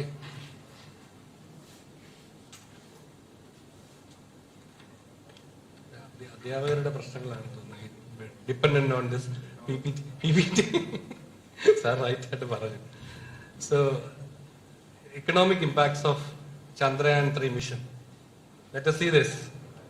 So everyone said, എല്ലാവരും പറഞ്ഞ കാര്യമാണ് ഇതെല്ലാം. ലാൻഡർ എന്ന് ഇത് ചെയ്തു എന്നുള്ളതും ഇന്ത്യൻ സ്പേസിന്റെ Chandrayan 3 launched on July 14th. Successfully moon surface land ചെയ്തു on August 23rd. And then we can see that India became the 4th country, everyone said, 4th country after United States, Russia and China. And India is the first country to land in the South Pole. ഇത് വളരെ complex ആയിട്ടുള്ള മിഷനാണ് south pole. Maybe ISRO scientist know better than me. I'm not the person to answer such questions. South പോളിലെ complex ഏരിയയിലേക്ക് നമ്മൾ നോക്കി, അത് പ്രധാനമായിട്ടും ഇൻഹാബിറ്റേഷന് വേണ്ടിയുള്ള കാര്യങ്ങൾ സെർച്ച് ചെയ്യാൻ വേണ്ടി സൗത്ത് പോൾ തന്നെ തിരഞ്ഞെടുത്തത്. വളരെ കോംപ്ലക്സ് മിഷനാണ്. എന്തുകൊണ്ട് കോംപ്ലക്സിറ്റി എന്ന് പറഞ്ഞാൽ, ഒന്ന് സൺ ലൈറ്റ് കിട്ടുന്നത് ഒരു പർട്ടിക്കുലർ ടൈം മാത്രമാണ്, ഫോഴ്സിൽ കിട്ടുന്ന ഒരു പർട്ടിക്കുലർ ടൈം മാത്രമാണ്, ഇൻക്ലിനേഷൻ വളരെ വലുതാണ്. സൗത്ത് പോളിലെ ലോഞ്ച് എന്ന് പറഞ്ഞാൽ അല്ലെങ്കിൽ ലാൻഡിംഗ് എന്ന് പറഞ്ഞാൽ വളരെ കോംപ്ലക്സ് സിറ്റുവേഷൻ ആണ്. അതുകൊണ്ടാണ് ഇത്രയും ടെക്നോളജിക്കൽ മാർവൽ നമ്മൾ ഉണ്ടാക്കിയെന്ന് പറയുന്നത്. ഇത് പലപ്പോഴും എത്രത്തോളം നമ്മൾ അബ്സോർബ് ചെയ്തിട്ടുണ്ട് എന്നുള്ളത് മനസ്സിലാവില്ല. അത്ര വലിയൊരു ടെക്നോളജിക്കൽ മാർവലാണ് നമ്മൾ ഉണ്ടാക്കിയിരിക്കുന്നത്, ഇന്ത്യൻ സ്പേസ് റിസർച്ച് ഓർഗനൈസേഷൻ ഉണ്ടായിരിക്കുന്നത്. ജസ്റ്റ് ഒരു സമ്മറി, പ്രൊപ്പൽഷൻ മോഡ്യൂൾ എന്ന് പറയുന്നതിന്റെ വെയിറ്റ് 2148 കിലോഗ്രാം ആണ്. ലാൻഡർ മോഡ്യൂൾ വിക്രം 1726 കിലോഗ്രാം ആണ്. റോവർ പ്രഗ്യാൻ 26 കിലോഗ്രാം ആണ്. Total wait 3900. ഇത് പറയുന്നത് എന്തിനാന്ന് പറഞ്ഞാൽ ഇവിടെയൊക്കെയാണ് എക്കണോമിക്സ് ഇരിക്കുന്നത്. ഇത്രയും 3600 കിലോഗ്രാം മൂണിന്റെ ഓർബിറ്റിൽ കൊണ്ടുപോയി ഇതിനെ ലാൻഡ് ചെയ്യിക്കണം. അതിൽ പ്രോബ് മാത്രം ചുറ്റും ബാക്കിയെല്ലാം താഴേക്കുണ്ട്. ഇത്രയും വളരെ കോംപ്ലക്സ് ആയിട്ടുള്ള ഒരു മിഷനാണ് നമ്മൾ നടത്തി വിജയിച്ചത്. എല്ലാവരും US ഉൾപ്പെടെയുള്ള എല്ലാ കൺട്രിയും അതിനെ അപ്രീഷിയേറ്റ് ചെയ്യുന്നുണ്ട്. ഇത് ഞാൻ പിന്നീട് വരാം. ഇത് ഒരു ട്രാൻസ്ഫർ ഓർബിറ്റ് ആണ്. നമ്മുടെ ഓർബിറ്റിൽ നിന്ന് ട്രാൻസ്ഫർ ചെയ്ത് മൂൺ ഓർബിറ്റിലേക്ക് പോകാന്നുള്ളത്. ഇതിലും എക്കണോമിക്സ് ഉണ്ട്. അപ്പൊ ഞാനൊരു സാമ്പത്തിക ശാസ്ത്ര വിദ്യാർത്ഥി എന്നുള്ള നിലയ്ക്ക് എല്ലാത്തിലും സാമ്പത്തിക ശാസ്ത്രം കണ്ടെത്താനാണ് നോക്കുന്നത്. എന്തുകൊണ്ട് ഗവൺമെന്റ് അല്ലെങ്കിൽ ഇസ്രോ ഇങ്ങനെയുള്ളൊരു തീരുമാനത്തിലെത്തി? എന്താണ് നമ്മുടെ കാര്യം? കാരണം നമ്മുടെ റിസോഴ്സസ് വളരെ സ്കേഴ്സ് ആണ്. നമ്മൾ മോസ്റ്റ് പോപ്പുലസ് കൺട്രിയാണ്. നമുക്ക് ഒരുപാട് കാര്യങ്ങൾക്ക് റിസോഴ്സസ് വേണ്ടി വരും. അതുകൊണ്ട് എല്ലാ റിസോഴ്സും നമുക്ക് ഉപയോഗിക്കാൻ പറ്റില്ല. ലുക്ക് അറ്റ് ദിസ്, ഇത് സക്സസ്, ലാൻഡറിന്റെയും ഇമ്പാക്ടറിന്റെയും ഒക്കെ സക്സസ് ഫെയിലുവർ. യുണൈറ്റഡ് സ്റ്റേറ്റ്സ് നമുക്ക് നോക്കിയാൽ അറിയാം. Lander, impactor. USSR 7 എണ്ണം ലാൻഡറും ഇമ്പാക്ടർ ഒരെണ്ണം മാത്രം 8. ചൈന ലാൻഡർ മാത്രമേ ഉള്ളൂ, ഇമ്പാക്ടർ ഇല്ല. ഇന്ത്യ. ഈ രീതിയിൽ നോക്കിയാലും വളരെ എഫക്റ്റീവ് ആയിട്ടുള്ള ഒരു ലാൻഡിംഗ് ആണ് നമ്മൾ നടത്തിയിരിക്കുന്നത്. നമ്മൾ വളരെ കുറഞ്ഞ റിസോഴ്സസ്, ഞാൻ അതിനെപ്പറ്റി പറയാം എത്ര റിസോഴ്സസ് ആണ് നമുക്ക് ഉണ്ടായിരിക്കുന്നത്. Look at this expenditure for Chandrayaan mission. Total expenditure 615 crore രൂപയാണ് ടോട്ടൽ എക്സ്പെൻഡിച്ചർ. അതിൽ LVM-3 M4 റോക്കറ്റിന് മാത്രം 365 കോടിയാണ്. അതാണ് major. Satellite, lander, rover, orbiter, ground support network, ഇതെല്ലാം കൂടി 250 കോടി രൂപയാണ്. ഇതുകൊണ്ടാണ് നമ്മൾ പറയുന്നത് പല മൂവികളെക്കാളും ഏറ്റവും കുറവാണ്. പല ഹിന്ദി മൂവീസ് 750 ക്രോഡ്സിനൊക്കെ നമ്മൾ ചെയ്തിട്ടുണ്ട്. 615 ക്രോഡ്സ്. റഷ്യസിന്റെ ലൂണ 25 മിഷൻ നിങ്ങളെല്ലാം കേട്ട് കാണും. അതിനോടൊപ്പം തന്നെ നമ്മുടെ ലോഞ്ച് ചെയ്തതിന് ശേഷം ലോഞ്ച് ചെയ്തതാണ്. 10th ഓഗസ്റ്റ് ലോഞ്ച് ചെയ്തു. പക്ഷെ അത് 19th ഓഗസ്റ്റ് ക്രാഷ് ചെയ്തു. അതിന്റെ ചെലവെന്ന് പറയുന്നത് സെയിം കൈൻഡ് ഓഫ് ലോഞ്ച്, പക്ഷെ 1600 കോടി രൂപയാണ് ഇന്ത്യൻ റുപ്പീസിൽ. ഇതാണ് വ്യത്യാസം. 615 കോടി രൂപയാണ് ഇന്ത്യൻ ലാൻഡിംഗ് എൻറ്റയർ മിഷൻ എടുത്തത്. ഇന്ത്യൻ റുപ്പീസിൽ റഷ്യൻ കറൻസി കൺവേർട്ട് ചെയ്താൽ അതിന്റെ തുക എന്ന് പറഞ്ഞാൽ 1600 കോടി രൂപയാണ് ഫെയിൽ ആയത്. കംപ്ലീറ്റ്ലി ക്രാഷ്ഡ്, എല്ലാം പോയത്. അപ്പൊ ഇതാണ് വ്യത്യാസം. ഇനി അടുത്തൊരു കാര്യം, ലെസ് കോസ്റ്റ്ലി. എന്തുകൊണ്ട് ഇത് ലെസ് കോസ്റ്റ്ലി ആയി? മാധവൻ നായർ സാർ പറഞ്ഞു, പലരും ചോദിച്ചു എന്ന് പറഞ്ഞ ചോദ്യം. എന്തുകൊണ്ട്? നമ്മൾ അഡോപ്റ്റ് ചെയ്ത ഒരു മെത്തേഡാണ് slingshot method. Cost saving മെത്തേഡാണ് സ്ലിംഗ് ഷോട്ട് മെത്തേഡ്. എന്താണ് ഈ സ്ലിംഗ് ഷോട്ട് മെത്തേഡ് എന്ന് പറയുന്നത്? Using the gravity and motion of planets to pull a spacecraft into a new path. നമ്മൾ വെയിറ്റ് ചെയ്യണം. പക്ഷെ അത് നമ്മൾ ലോഞ്ച് ചെയ്ത് ഈ ഗ്രാവിറ്റിയും അല്ലെ ഓർബിറ്റിന്റെ മൂവ്മെന്റും വെച്ച് മാറ്റി പതുക്കെ അതിനെന്ത് ചെയ്യണം? അടുത്തൊരു ഓർബിറ്റിലേക്ക് കൊണ്ടുപോകണം, മൂണിന്റെ ഓർബിറ്റിലേക്ക് കൊണ്ടുപോകണം. അപ്പൊ ഇത് നമുക്ക് കോസ്റ്റ് കുറവാണ്. റഷ്യ ചെയ്തത് എന്താന്ന് പറഞ്ഞാൽ ഡയറക്റ്റ് ആയിട്ട് മൂണിന്റെ ഓർബിറ്റിലേക്ക് ഇടാനാണ് നോക്കുന്നത്. അപ്പൊ മൂണിന്റെ ഓർബിറ്റിലേക്ക് അവർ എടുക്കുകയും ചെയ്തു. പക്ഷെ അത് ലാൻഡിങ്ങിൽ വന്ന പാളിച്ച കൊണ്ട് പോയി. പക്ഷെ അങ്ങനെ ആകുമ്പോൾ കോസ്റ്റ് കൂടുതലായിരിക്കും. അപ്പൊ നമുക്ക് റിസോഴ്സസ് കുറവായതുകൊണ്ട് നമ്മൾ എന്ത് ചെയ്യുന്നു? നമ്മുടെ മിഷൻ അല്ലെങ്കിൽ നമ്മുടെ വിഷൻ ഓഫ് ഇസ്രോ അല്ലെങ്കിൽ സ്പേസ് എന്ന് പറയുന്നത് socio economic development of the കൺട്രിയാണ്. പക്ഷെ ഞാൻ അദ്ദേഹം പറഞ്ഞു അതിൽ നിന്ന് കുറച്ച് ഡീവിയേറ്റ് ചെയ്താണ് ചന്ദ്രയാൻ മിഷൻ എന്ന് പറഞ്ഞു. പക്ഷെ ഞാൻ അതിന് ഒരു ചെറിയ എതിർവാദം ഉള്ളതെന്ന് പറഞ്ഞാൽ നമ്മുടെ ഈ മിഷനും socio economic development of the country തന്നെയാണ്. സയന്റിഫിക് എക്സ്പ്ലോറേഷൻ ആണെങ്കിലും നമുക്ക് അതെങ്ങനെയാണെന്ന് ഞാൻ സൂചിപ്പിക്കാം. ഇപ്പൊ സ്ലിംഗ് ഷോട്ട് മെത്തേഡ് ആയതുകൊണ്ടാണ് നമുക്ക് കോസ്റ്റ് കുറയ്ക്കാൻ പറ്റിയത്. അപ്പൊ അതൊക്കെ വെയിറ്റ് ചെയ്ത് ഓരോ ഓർബിറ്റിൽ നിന്ന് അടുത്ത ഓർബിറ്റിലേക്ക് ഫയർ ചെയ്ത് അടുത്ത ഓർബിറ്റിലേക്ക് എത്തിച്ച് പതുക്കെ പോയി മൂണിന്റെ ഓർബിറ്റിലെത്തി വീണ്ടും അതിനെ കുറച്ച് കൊണ്ടുവന്ന് അങ്ങനെയാണ് നമ്മൾ 100 കിലോമീറ്റേഴ്സ് മൂൺ ഓർബിറ്റിലെത്തി ലാൻഡ് ചെയ്യുന്നത്. ഇതാണ് നമുക്ക് കോസ്റ്റ് കുറവെന്ന് പറഞ്ഞത്.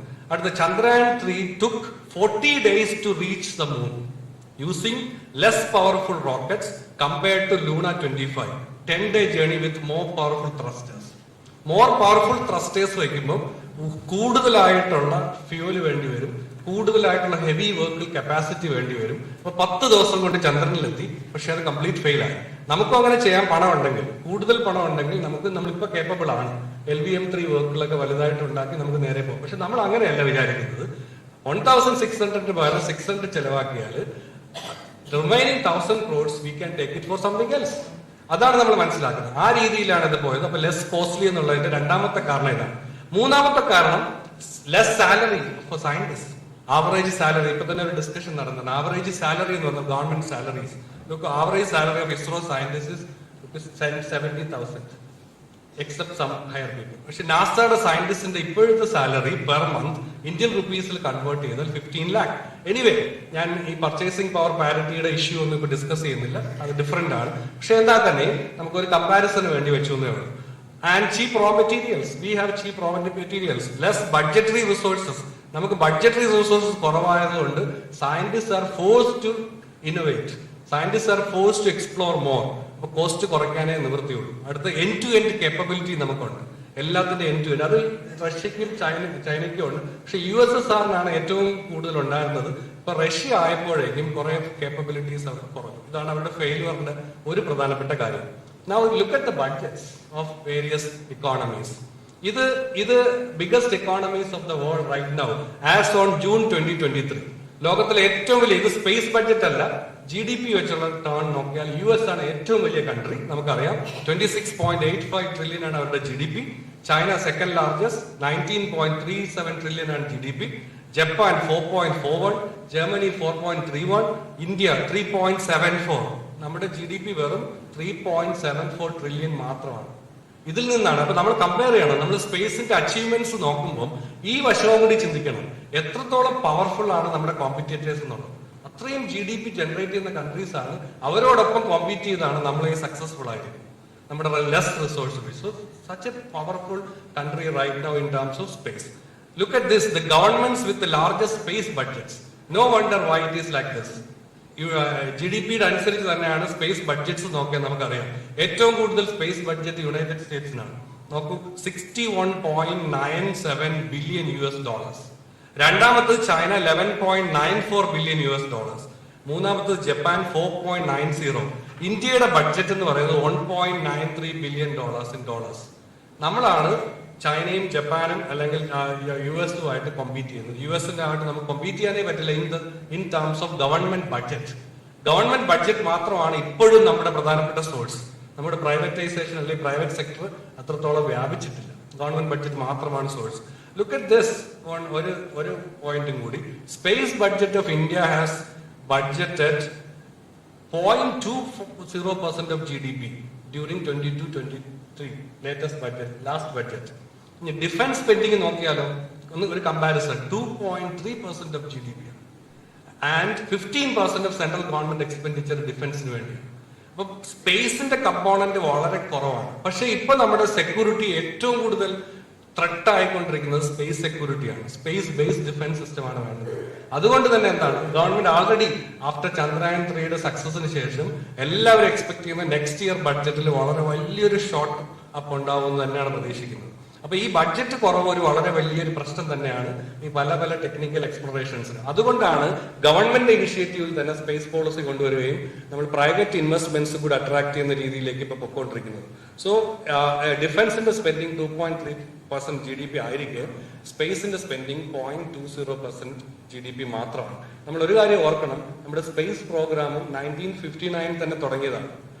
ഇസ്രോ ലേറ്റസ്റ്റ് 1969 വന്നുള്ളെങ്കിലും 59 തന്നെ സ്പേസ് പ്രോഗ്രാം ന്യൂക്ലിയർ എനർജിയുമായിട്ട് ചേർന്ന് തുടങ്ങിയതാണ്. അപ്പോൾ നമ്മുടെ ബഡ്ജറ്റ് കൂടിയിട്ടില്ലെന്നുള്ളത് വളരെ വാസ്തവമായ കാര്യമാണ്. അപ്പൊ ഇനിയെങ്കിലും ബഡ്ജറ്റുകൾ കൂടുമെന്നാണ് നമ്മൾ പ്രതീക്ഷിക്കുന്നത്. നോക്കൂ, Indian space budget in rupees crores. Rupees ക്രോഡ്സിൽ എടുത്താൽ നമ്മുടെ ടോട്ടൽ ബഡ്ജറ്റ് എന്ന് പറയുന്നത് ഇപ്പോ ഏകദേശം 13,000 crores മാത്രമാണ്. ഒരു 13,000 crores ആണ് 23-24 ഏറ്റവും ലേറ്റസ്റ്റ് ബഡ്ജറ്റ് നമുക്ക് എയർ മാർക്ക് ചെയ്തിരിക്കുന്നത്. ടോട്ടൽ സെൻട്രൽ ഗവൺമെന്റ് ബഡ്ജറ്റ് എന്ന് പറയുന്നത് 45 lakhs crore ആണ്. 45 ലക്ഷം കോടിയാണ് സെൻട്രൽ ഗവൺമെന്റ് ബഡ്ജറ്റ്. അതിൽ ടോട്ടൽ ബഡ്ജറ്റ് സ്പേസ് എന്ന് പറയുന്നത് 13,000 crores ആണ്, അബൌട്ട് 13,000 crores ആണ്. അതുപോലെ തന്നെയാണ് മറ്റൊരു കാര്യം, എന്തുകൊണ്ട് നമ്മൾ ചീപ്പർ ആവുന്നു എന്നുള്ളത്, human capital.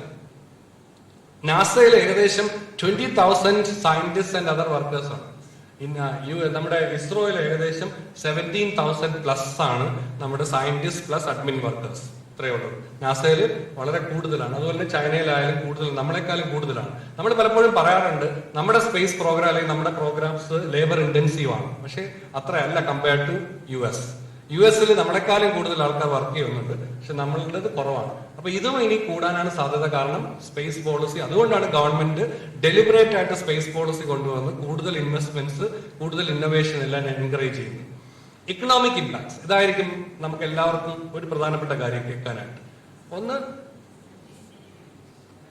oh, you are not understanding. I thought, yeah. So, because everybody was speaking in Malayalam, so I thought I'll also speak in Malayalam. So anyway, so I was telling about this, the budget, the deficiency of budget that we are facing. ISRO is facing, or the defense, space exploration is facing. Look at this economic impacts. The major impact is we are saving, ISRO is saving, or like space sector is saving precious resources. Huge resources are saving. How are you saving? Achieved the maximum objectives in 3 missions. Chandrayan 1, Chandrayan 2 and Chandrayan 3. If you look at, when you compare to the 15 missions of USA or other some kind of 10 or 12 missions of China and all, we have achieved almost all intended objectives through these 3 missions. This is what the biggest achievement. Sometimes we can even confidently say that we achieved more than what they achieved in some areas at least.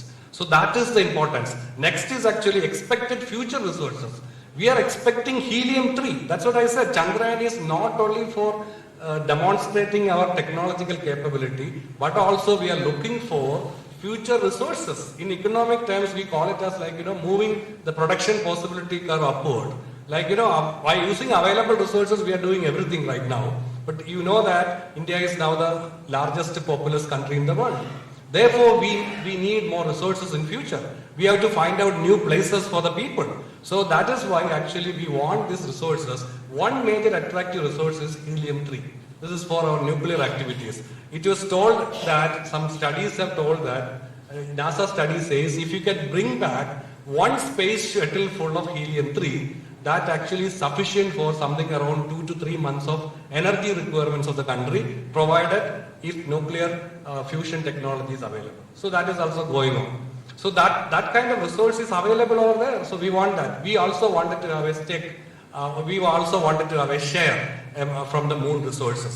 Next is hydrogen, oxygen, silicon, iron, magnesium, calcium, aluminum, manganese, titanium, all these resources. Some of the resources are very important for making chips, which is very, very, very important for electronic industry, modern industries, and also all these resources we are also looking for. If we can achieve that, now already that US mission is successful, they brought back there's some materials from the asteroids, right? Similarly, we can even in near future we can also bring back some materials from moon. So that can be useful for our development. Next is actually moon as a second launch pad, or like moon as the launch pad outside Earth. This is another economic impact. How? Because we wanted to launch, or the countries wanted to launch spacecrafts from moon. Why we wanted to launch from moon? Because lack of atmosphere and less gravity and lack of atmosphere, you need only less fuel and less thrusters. Then you can achieve higher heights. So you can go to other planets easily from moon. This is an economic advantage. If you try it from the Earth, you may need more money, more resources, more powerful rockets, and the likelihood of failure also very high. So that is why we wanted to start, or we wanted to use moon as a outside Earth launch pad. So this can save lot of money for countries, especially India. We are really we wanted that. That is, the media is not discussing about all those, but right, one of the scientific objective is to start another launch pad over there. Next important thing is water. Water, okay, if people are going there and saying water is very important. But other than that, there is another important function is there for water. See, in ice forms it is available. If we can split that water into hydrogen and oxygen there itself, that is the rocket fuel. So you don't need any other fuel. You can actually create fuel from there. You can start launch pad from there. So you need only less money to launch from there.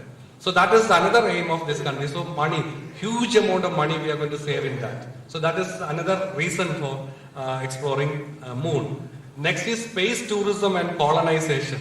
Definitely countries started thinking about finding place in other planets.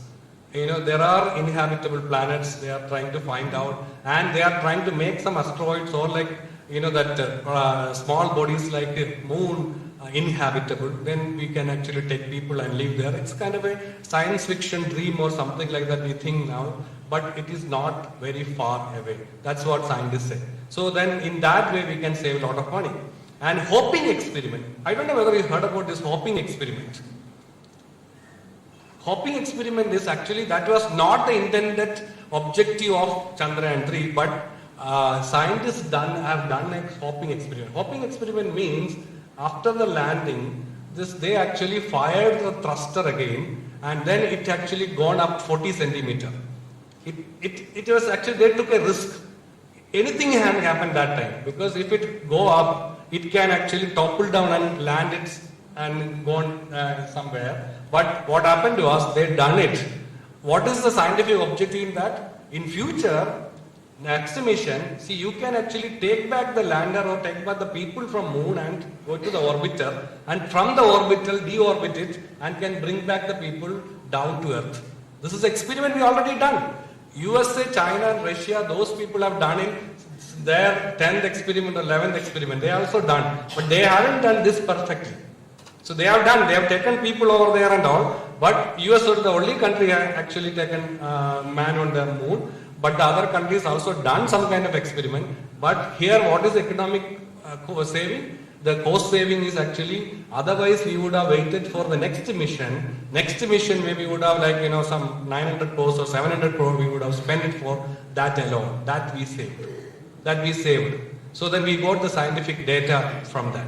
And also one more thing I wanted to remind you, second Chandrayan mission, we have spent 950 crores. 950 crores. That has drastically reduced to 615 crores in the Chandrayan 3. And achieved a lot of objectives than 1 and 2. That is another advantage. Next is actually foreign investment boom. The confidence actually given by this technological demonstration to the companies, to the world countries, to freely come and invest in the country. That is huge. I will show you one picture about the stock market boom, because that is the kind of confidence is giving. It is nothing to related. These companies are nothing to related to space. Other areas also these companies are coming and investing, because they are getting the feeling that if India can do such a technological achievement, then definitely our investments are also safe in the country. This is the message that we are giving to the countries. That's why India got a lot of limelight during the time of G20 and BRICS meeting and all. See, that time actually they were discussing about India's technological achievement. All media praised about India's technical achievement, and the companies will come with investments and we will get huge investment. This is another economic advantage of Chandrayan. People never talk about all those. Next is actually opportunities for several startups and companies involved in sectors such as space tech, aerospace, defense and R&D. A lot of opportunities for these companies. Youngsters can start these companies in India right now, because space policy already announced by the government. So now the private investment is allowed in space. Anybody can go and do space. But space is a risky business, and space is also very much investment oriented. So what the ISRO is doing is, if you have an idea, you can very well go to ISRO and test your idea. You can use the launch pad. You can use maybe the wind tunnels and such kind of facilities by paying some small charges. So they have created two agencies like NCIL and InSpace. So through NCIL, you can approach ISRO, and then ISRO will open up the facilities for you to test. In that way, government is attracting private investments. Next is space policy, I already mentioned. And then India is already registered, India's space startups. 140 startups have been registered already in India right now. It's not only because of Chandrayan. I'm saying last 2-3 years or 4 years, startups actually largely coming in India. You know the story of SpaceX in US. It started as a startup and now it's actually completely. SpaceX is doing all kinds of research and innovation in US than the NASA. SpaceX almost controlling everything. Similarly, we are also looking that private players will come and we will use space for economic development of the country. Next, this is a graph of space startups, how it is going on. Space economy of India. Now, next important thing is we are only having small space economy like $7 billion right now. This is actually PwC estimate, but we estimated space economy, which is somewhere around $6.5 billion worth of space economy is there in India, which is just 1.5% of the global space economy, just 1.5%. But you can see that India is having 18% of world population. And in that case, we should actually achieve higher share in the space economy. If you wanted to achieve higher share, you have to invest more. You have to attract more investment, employment generation, income generation, new innovation, new startup, everything has to come. So right now, if you look at Indian space economy, largest share is a broadband direct to home DTH things. Not other ones. Like we have a lot of other things, like lot of other applications are there for space, like agriculture, industrial, navigational applications are there. But mostly our space economy is booming only because of this DTH and broadband. So this also, it is going to change. So we have to change that. Next, you can see that Indian space economy section-wise, like space manufacturing, space operations, space applications. Space application is a major area. We have only very less space manufacturing and space operations area. So that will also increase. All these components will increase when private players will come. So space economy, this is the demonstration of Chandrayan 3 is going to give a big boost to such startups and such investors, and that will actually boost the space economy of India. The success of Chandrayan 3 could contribute significantly to India's space economy, projected to be worth of $13 billion by 2025, from 7 to 13 billion, a huge jump we are expecting. This boost can catalyze employment generation, encourage private investments, and foster the growth of the country's space tech ecosystem. Next is, this is the one I said, 615 crore Chandrayan creates 31,000 crore stock market boom. Within 2 days, increased by 30, this market capitalization is increased by rupees 31,000 crore. After that, many other things happened, like, then it came down also because of various other reasons. But that 2-3 days, it is not completely related to, this is not completely related to space tech. Space tech also it happened like a share. Hindustan Aeronautics Limited shares actually gone up. Market capitalization 6,777 crore. BL, many companies actually gone up. And this is another important thing. That's why I said the confidence giving to stock market, confidence giving to the entrepreneurs, investors, it's huge. So investments are going to come very soon. Evolution, just little bit about this evolution of space program. This is actually Dr. Kasturi Rangan divided the entire space program like this. From 1969 to 79, he called it as proof of concept space. And 1980 to 92 he called us experimental phase, and then 93 to 2006 he called us operational phase. Then we together actually coined this third term, like from 2007 we were calling it as explanatory and commercial phase. Right now we moved it to commercial, even though we are not saying upfront that we are not doing it for commercial, but we have commercial intents. It has to be like that. Then only technology will improve. Then only competitive efficiency will improve. Then only cost comes down. So I wanted to say that Chandrayan mission actually is going to increase productivity in the economy. Not only in space productivity, in all industrial productivity. Number two, it will actually lead to the reduction in per unit cost of production. That is also going to happen. Because this is a linked technology. This technology linked to many industries. This is not a technology only for a particular industry. This technology or space technology is for every industry. It has connection to various other industries. So that will lead to increase in production and productivity, and which in turn will lead to reduction in cost of production. This is what all these missions are there. So conclusion, I'm concluding that I'm not going much this thing. I know that already we call it as like diminishing marginal utility. Already there, it's been 2 hours, whatever it may be, so you have to go. So then multiplier effect, that's what I say. It's not only in the space area.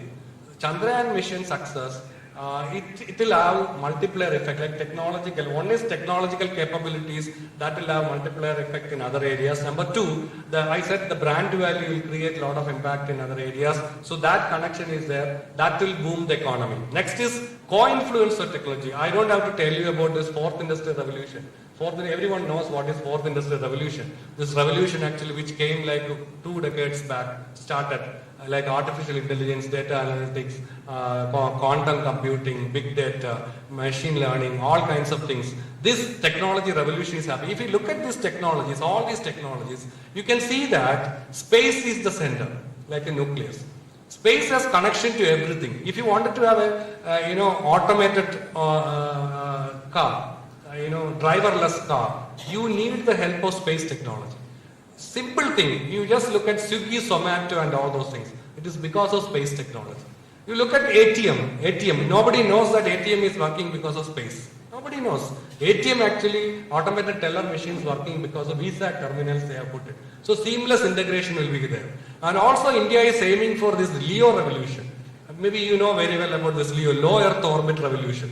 In the low Earth, if you can put hundreds and thousands of satellites within the range of like 100 to 200 kilometers away, what you can see that you can actually internet, you can shift from Earth to space. So seamless internet you will get, and you need, but LEO, the problem is the concentration of area will be very less, smaller area it will cover.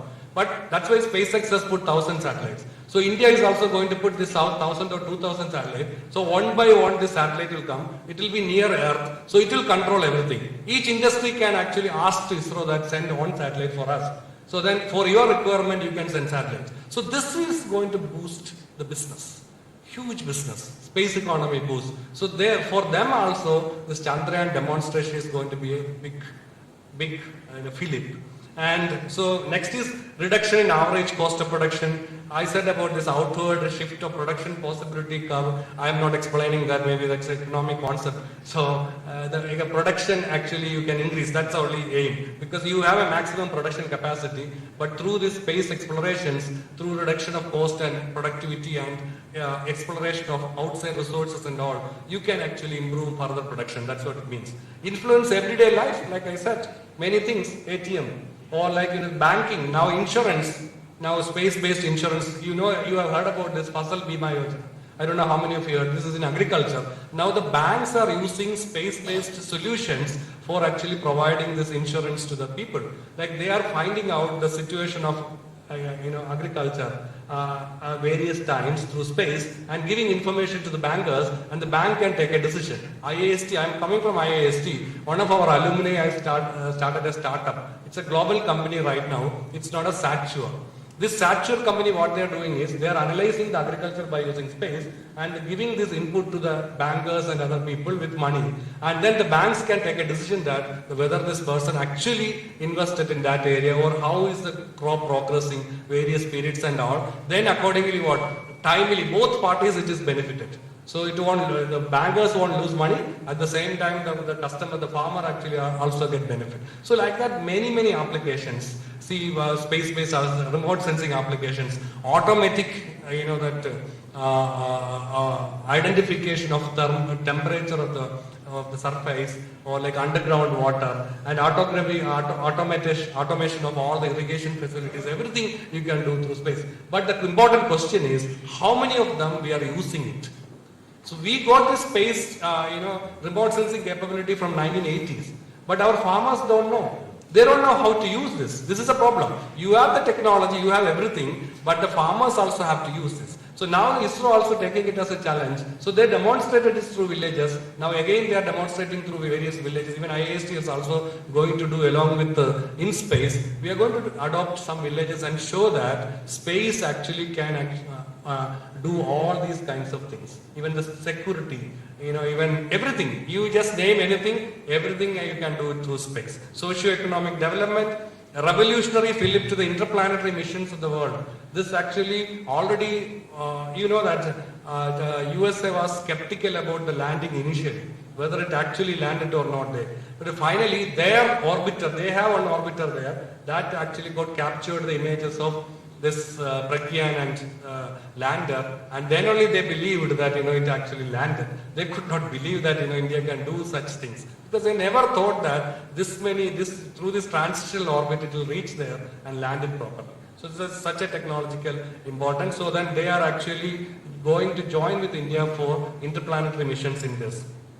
So thank you very much. So this is what I wanted to say about economic impact of space. Thank you.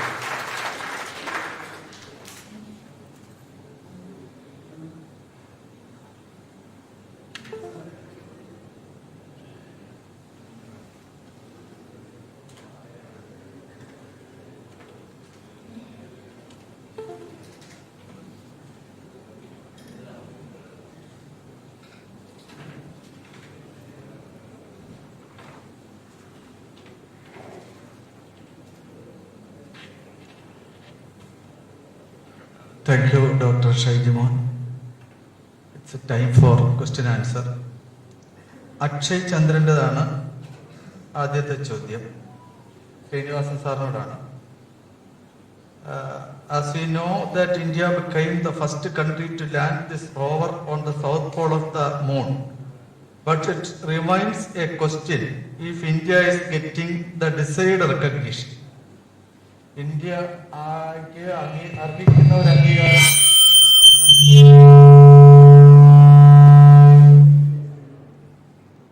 അംഗീകാരം കിട്ടിയോ, കിട്ടുന്നുണ്ടോ എന്താണ്? Well, since I am ignorant about this, so I can answer. No, we do not know ourselves the impact of what it is that the other side.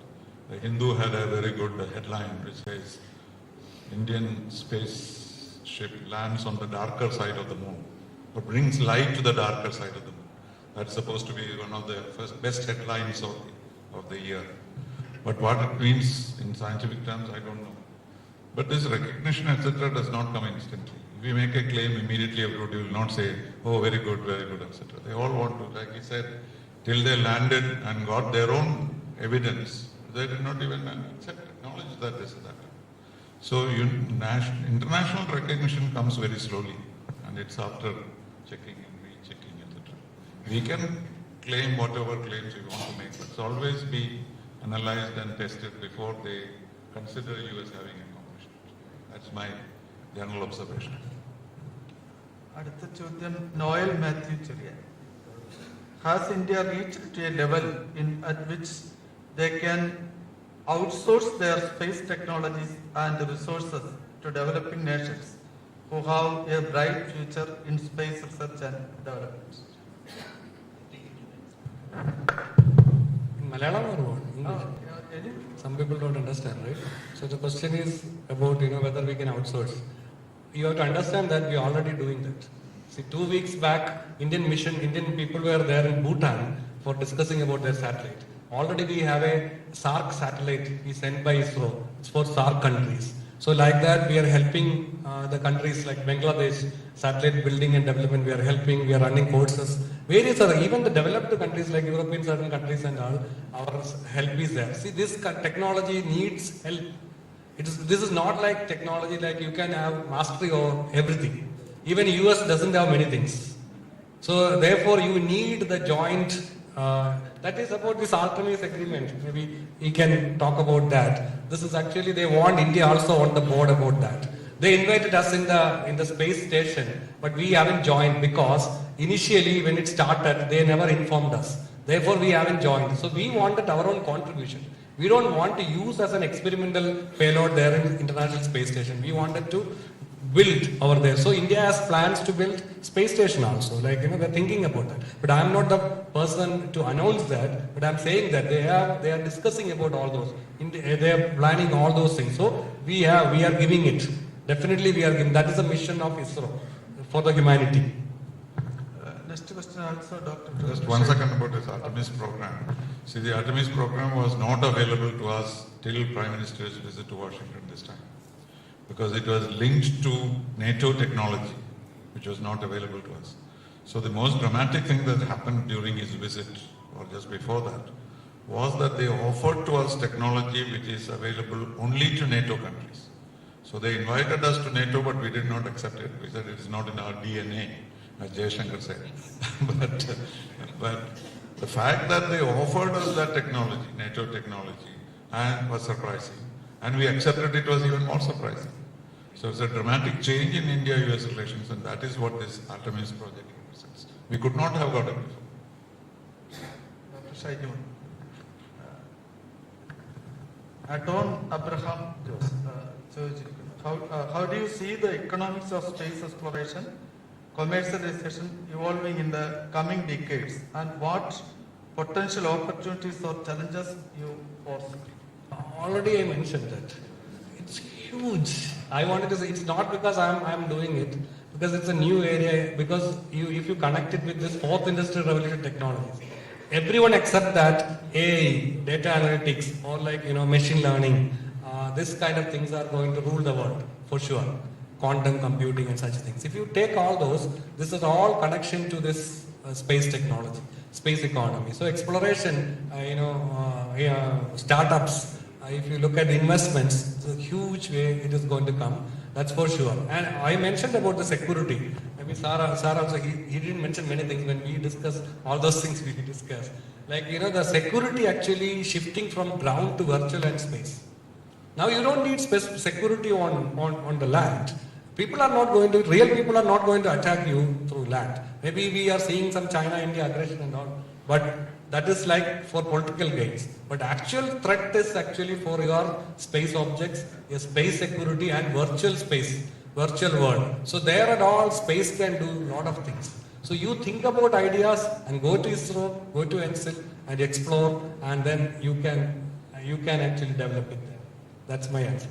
Amrita M ചോദിച്ചിരിക്കുന്നു, Gaganyaan പോലുള്ള പദ്ധതികൾ നടപ്പിലാക്കുമ്പോൾ സാധാരണ ജനങ്ങൾക്കും ബഹിരാകാശ യാത്ര സാധ്യമാകും? Depends on money now. It's available. You can buy tickets. I think Santosh Kolangara has already booked, and the money he got it. People world over finance this ticket, so you can also get it. It's within the reach of.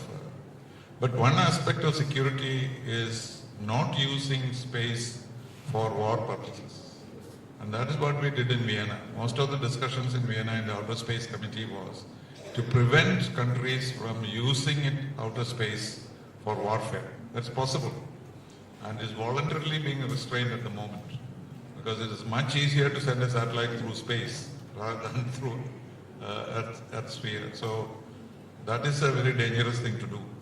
And then the problem also of debris. Many of these space ships are lost in space, and retrieving it is a very expensive proposition. Then others might steal it and make use of it. So a whole lot of problems. In fact, people think that the world will end not like T.S. Eliot said. T.S. Eliot said that the world will end not with a thumb but a whimper, he said. So the world will just disappear. But that's not the theory now. It says that the world will disappear because of artificial intelligence. Because the future Hitlers and Mussolinis will have super technology. They all become Bhasmasuras. And that is why the Security Council is meeting in the next few days to decide on what kind of regulatory mechanisms that the UN Security Council should establish. So it has a very different side also of destruction, possibilities of wars, etc. That's also to be controlled. Yeah, spying, of course. മലയാളത്തിൽ ചോദിച്ചുകൊണ്ട് മലയാളത്തിൽ ഒരു ആൻസറും കൂടി. You have to know what is space. I don't know how many of you know that what is space. Space എന്ന് പറഞ്ഞാൽ ഭൂമിയിൽ നിന്ന് 100 kilometers there is a line named Karman line, imaginary line. So 100 kilometers and above everything is space. So space travel എന്ന് പറഞ്ഞാൽ 100 kilometers പോയാൽ space travel. So in that way, common public in a near future in 10 years time, maybe you will get a ticket and cheap this thing, right? Some startup people. Someone want to come back. 100 kilometers space ആണ്. നിങ്ങൾ വിചാരിക്കുന്ന ഒരു പക്ഷേ ചന്ദ്രനിൽ land ചെയ്യുന്നതൊക്കെ ആയിരിക്കും വിചാരിക്കുന്നത്. അത് കുറച്ച് time.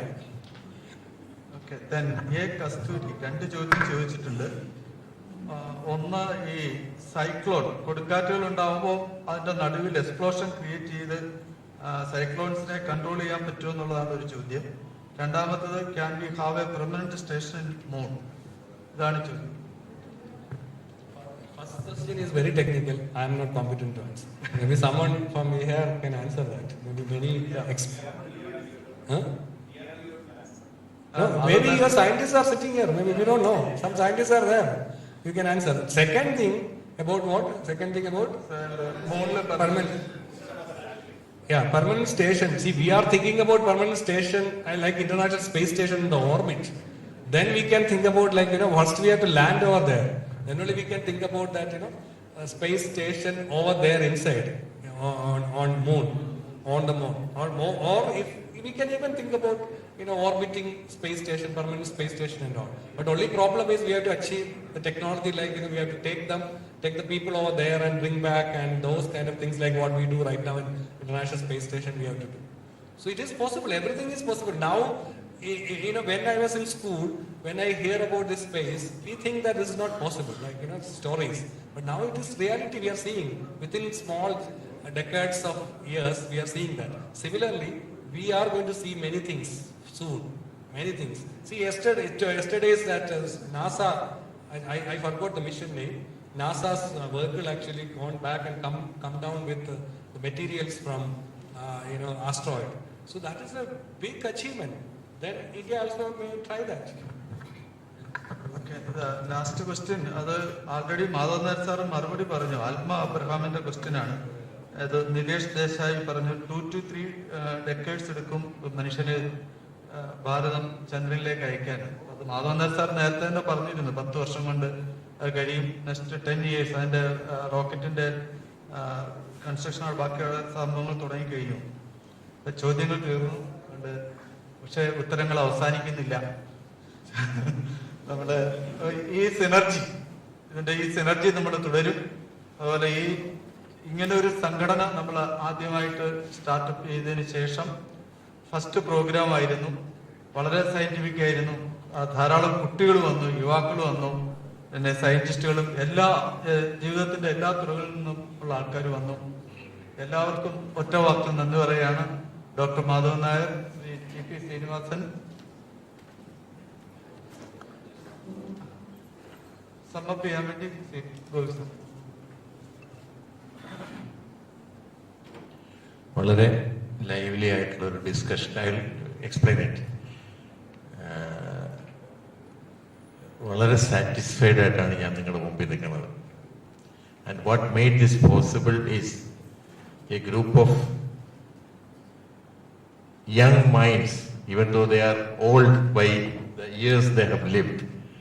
Very energetic young minds have joined together to have a platform like this to discuss on current and vital issues which we are facing in the national interest.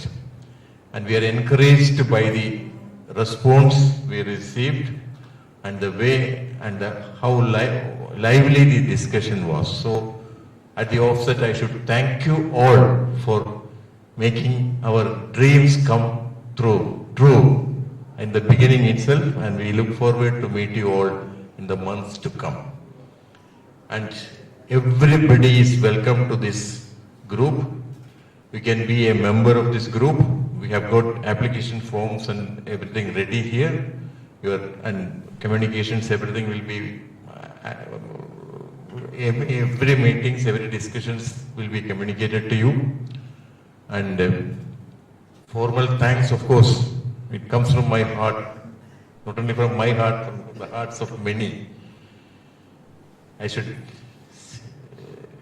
especially mention Srinivasan sir, Madhav Nair sir, Shaijumon, and all of you, because I am seeing many whom I should test their feet and respect, because I know scientists are there, educationists are there, people from all walks of life. So a big salute to all of you for blessed us with your presence and deliberations. And I will be failing in my duty if I don't mention. The whole team was with me, but I would like to mention 1 or 2 names who have given us the technical support and made this show a big success. I would call upon Rajesh Pilla to please come forward. He is the all technical support, and for your information, this was going on live. This meeting was live telecast, and Rajesh was behind all this. He is the MD of Tatwamayi TV. Please come forward, Rajesh. So, Rajesh, it is not from me. He is also part of us. All of us. I think you all join me, to thank Rajesh for the excellent support he has given. And another name I would like to mention is none other than GK. We call him GK. He is GK Suresh Babu, a known writer, well known to the readers all over the country. So thank you very much, GK, for making this a grand success.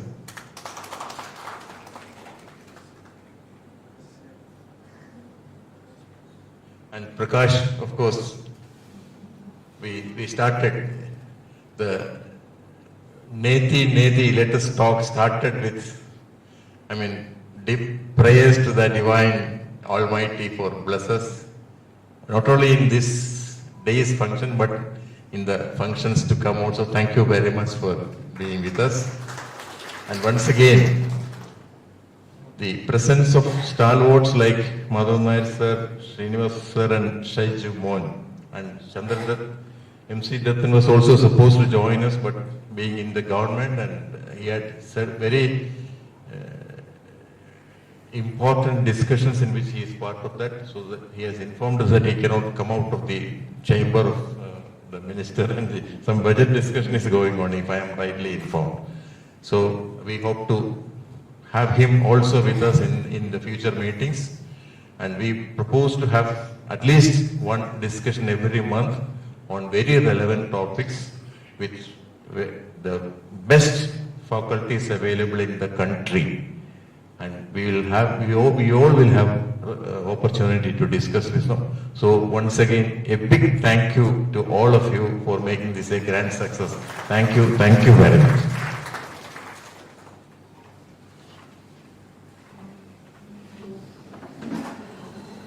National ആന്തമാണ്. എല്ലാവരും ഒരുമിച്ച്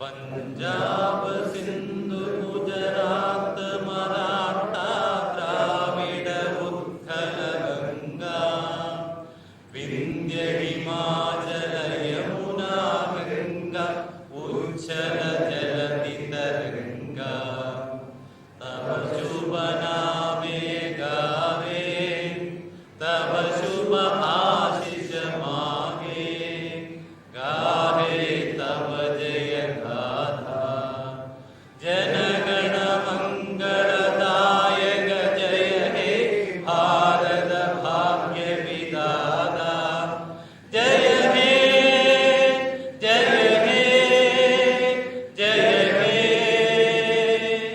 जय जय जय जय हे.